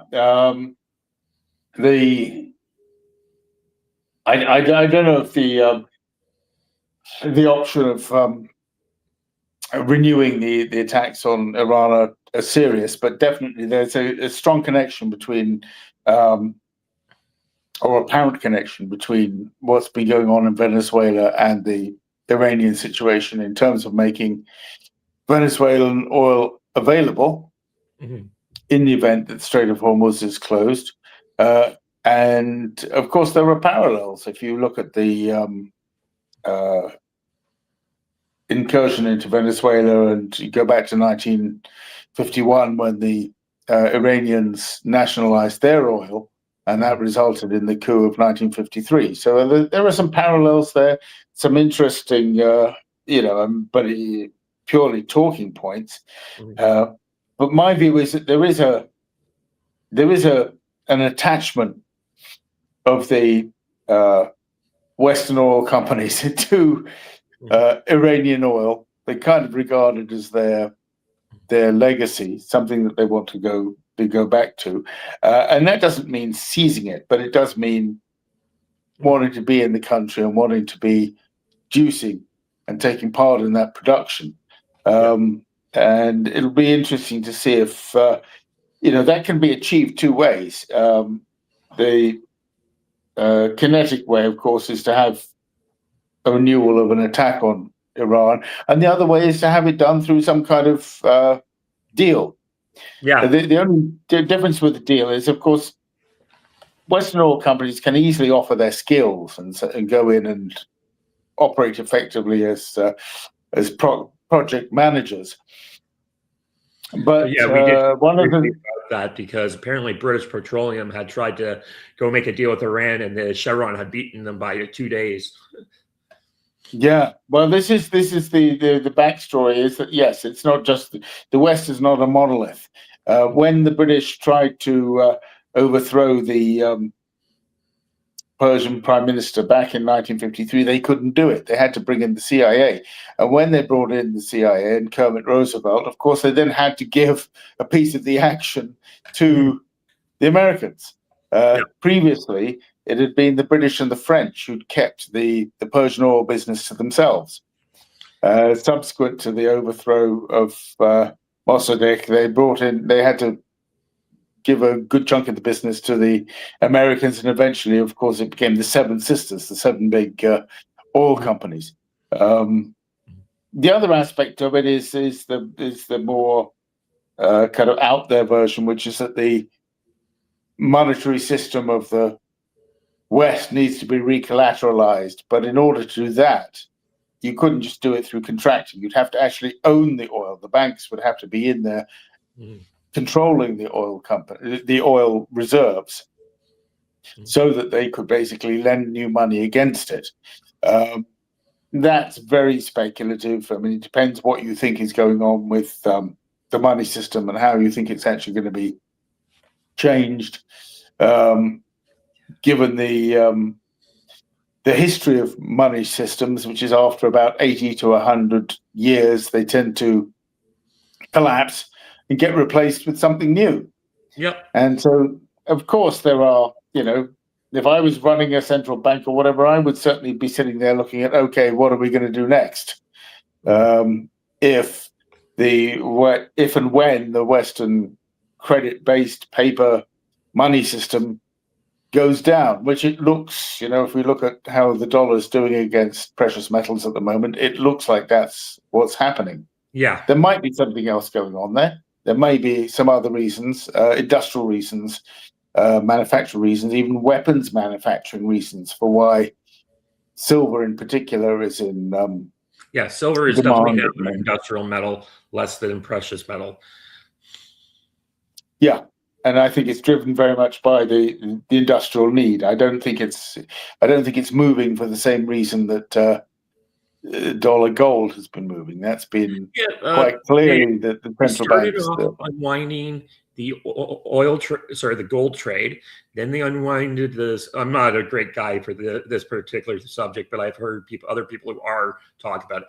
They say the silver trade was next, and the final one they want to unwind is the Brent crude contract, because oil should be the most boring commodity in the world, and yet it is considered what is most schizophrenic trade. Yeah, it's a very good point. It's remarkable how oil, with just being a bedrock of industry, and as you put it correctly, it should be very boring. It's just there, the black goo which runs the economy, and yet there's the ability to kind of weaponize it. And I think that's because it has been tied in with the Middle East and the creation of the Middle East as a conflict zone.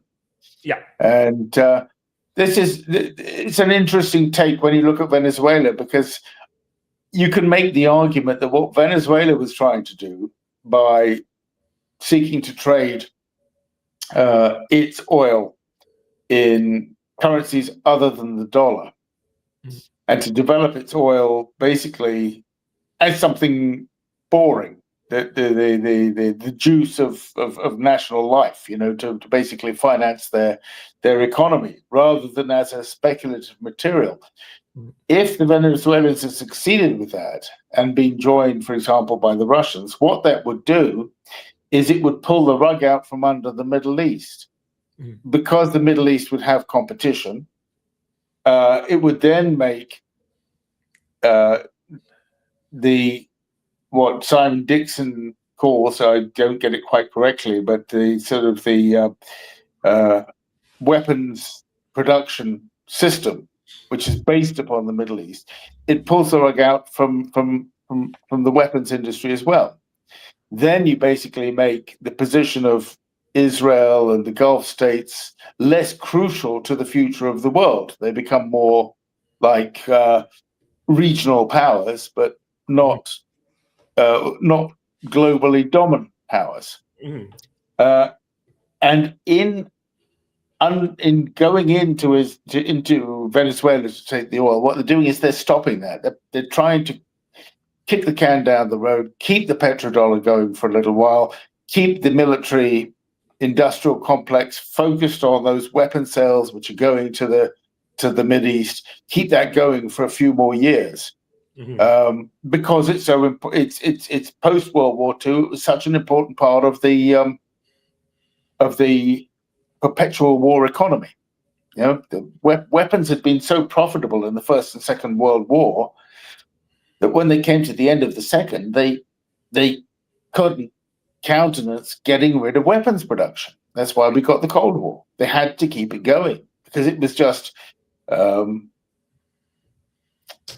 I read somewhere that it was 10 times more profitable than during peacetime.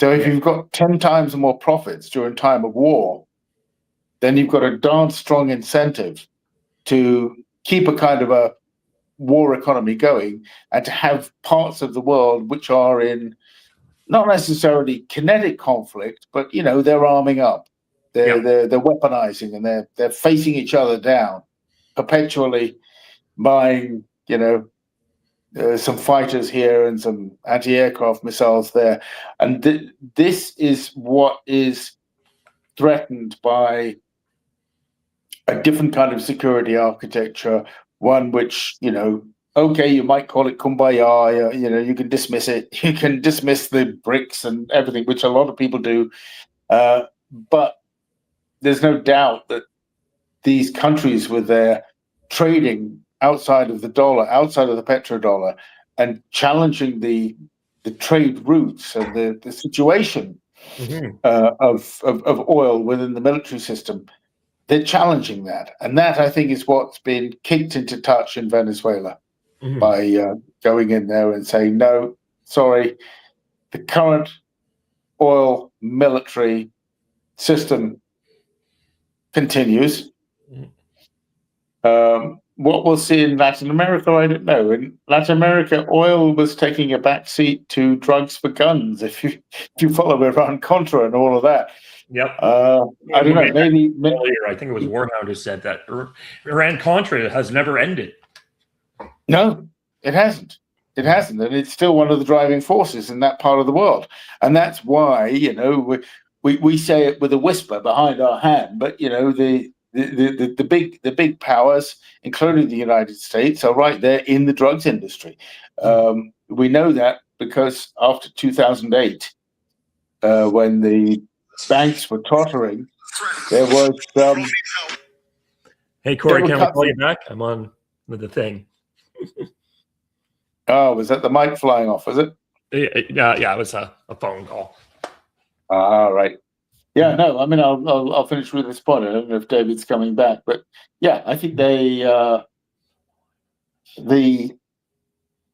banking system, when it's on its weak point, does fall back on a lot of laundering. There's a lot of laundering that goes through the big systems, and when you've got to keep the banking system afloat, you don't say no to any money. Which is coming through in large amounts, and that's the reality. It's Canadian banks have been so heavily sanctioned in the last 5 years by Americans like in the billions of dollars for all the money laundering we have been doing up here. Yeah. Well, I mean, it's tended to be HSBC or threatening Deutsche Bank, and it's been the foreign banks largely which have been TD, I think which have been targeted. my bank got hit for $1 billion fine by the U.S. for doing drug money laundering. That's right, but at the same time, I don't think it's like a slap on the wrist, because no one really wants it to go away, because that's kind of the grease which keeps the wheels running, in the bad times. You've got to keep the financial system going, and the financial system is primary. Clamping down on the war on drugs is secondary to maintaining the financial system, and that's just the fact of it. It's just the reality. Yeah, Taipan, if you want to know all about that kind of stuff, why the British had to go to war with China to get all their silver back, because they wanted the tea trade was so important. That's right. They needed something which would get the silver moving in large quantities, and that was opium. Yeah, absolutely. The other one was people don't realize the reason why Dien Bien Phu happened in South Vietnam was because of the heroin crop. Oh, really? Yeah, that's why they think that base got put where it was, is because they were worried about that year's heroin crop. It's amazing that it comes down to particular military actions, to protect these things. But and it's very hard to put your finger on the top industries. But I've always said, if you want to take a broad brush approach, yes, it's true that food by volume is the biggest industry. But if you want to look at the ones which are the drivers of cash flow, you're looking at the military, the weapons sales. You're looking at energy, and you're looking at drugs. Those have always been the top three. And so whenever you look at the sort of great game, wherever you're looking across Eurasia or down into Southeast Asia, you'll see those three industries in play, along with the trade routes being the vector, because it's always essential to control the trade routes. If you can't control those, then you can't keep the oil and the drugs flowing. So cynical it is, but it's the way it has run for many hundreds of years, and we can't really be presumptuous enough to sort of claim that our era is more clean and better than those other eras. I think the same industries are, to one extent. I mean, nowadays, of course, we have the pharmaceutical industry, but no one can draw a clean line between licit and illicit. Right. It doesn't exist. And they both kind of coexist, depending on the product of the day. But that was certainly the case in Afghanistan, where we had our troops, British and American and French, protecting the poppy fields. Yep. That was their job.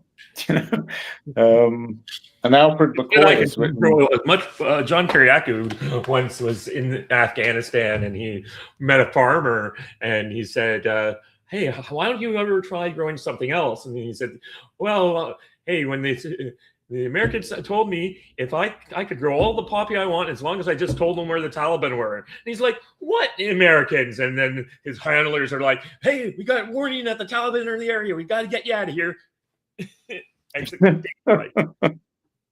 Yeah, beautiful. It's, I think the BBC did a documentary in Helmand province once. I'm not sure whether I got the story right. I believe it was cancelled once they completed filming, because what they found was not the story they'd been led to believe, and it wasn't something that they could twist and turn around into a family-friendly picture. Right. At the end of filming, it's I think Afghanistan just got too complicated eventually, and my view is I think somebody handed it over to China, some kind of a deal. Yeah, Russia was heavily involved in that deal. I could tell by the way I was reading an article about the Afghan army in the last year, and I'm reading and I'm like, oh crap, you're fighting like the French were fighting it into China. This is not going to last. You can't keep this elite force going that long. You will be traded away. It'll be gone in 2 years, and it was gone in 1. It was just sort of like just impossible for them to maintain their. The only way they could have kept Afghanistan was to move in like 25 to 35,000 American troops in, and that was just not possible. And I think Biden just said, "Screw it, I want this over with," and his handlers.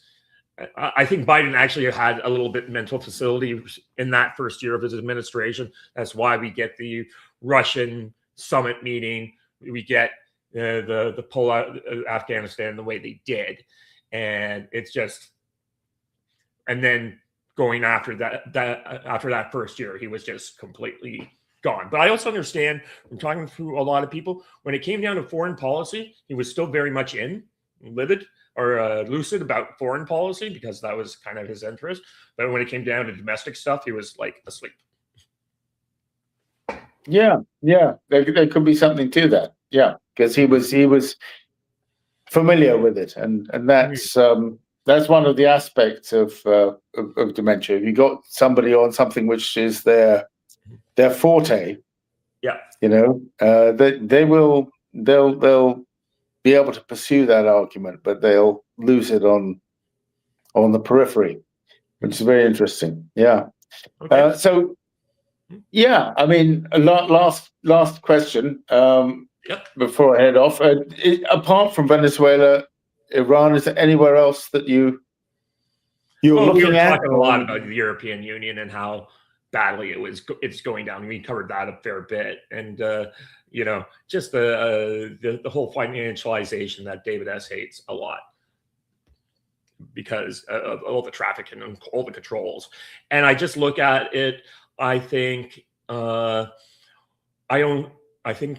in their attempt to become like the Soviet Union, they'll fail like the Soviet Union does. The digital currency, because will prompt the creation of a digital currency, which I don't think they have the technology for. They keep making these pronouncements, but I don't think the tech's right there quite yet. But the creation of this currency will be like the ruble, and someone will come up with another. The black market will run on US dollars or Chinese yuan or some other currency that will basically be interchangeable and untrackable by the system. Yeah, and that will be the savior of the economy. A while ago, I was, as I saw the economy getting really, really difficult for young people in terms of housing prices and the cost of education and the way that they were being locked into an unwinnable bind. My kind of analysis, I was going to write a book about it, never did, because other people have done that much better than I could. People writing about agorism and etc.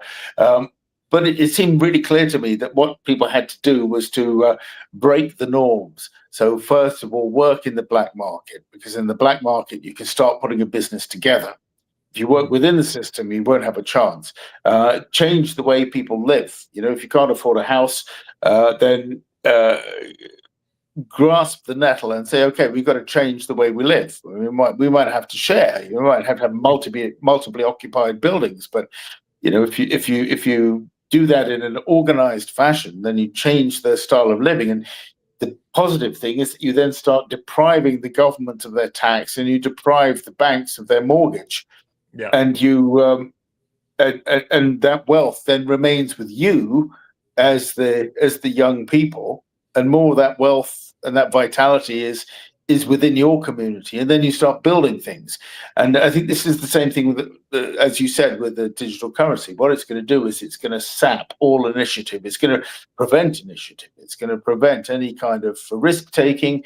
It's going to prevent any kind of price discovery. It's just basically going to lock everything down in a kind of late stage dead hand of the Soviet Union.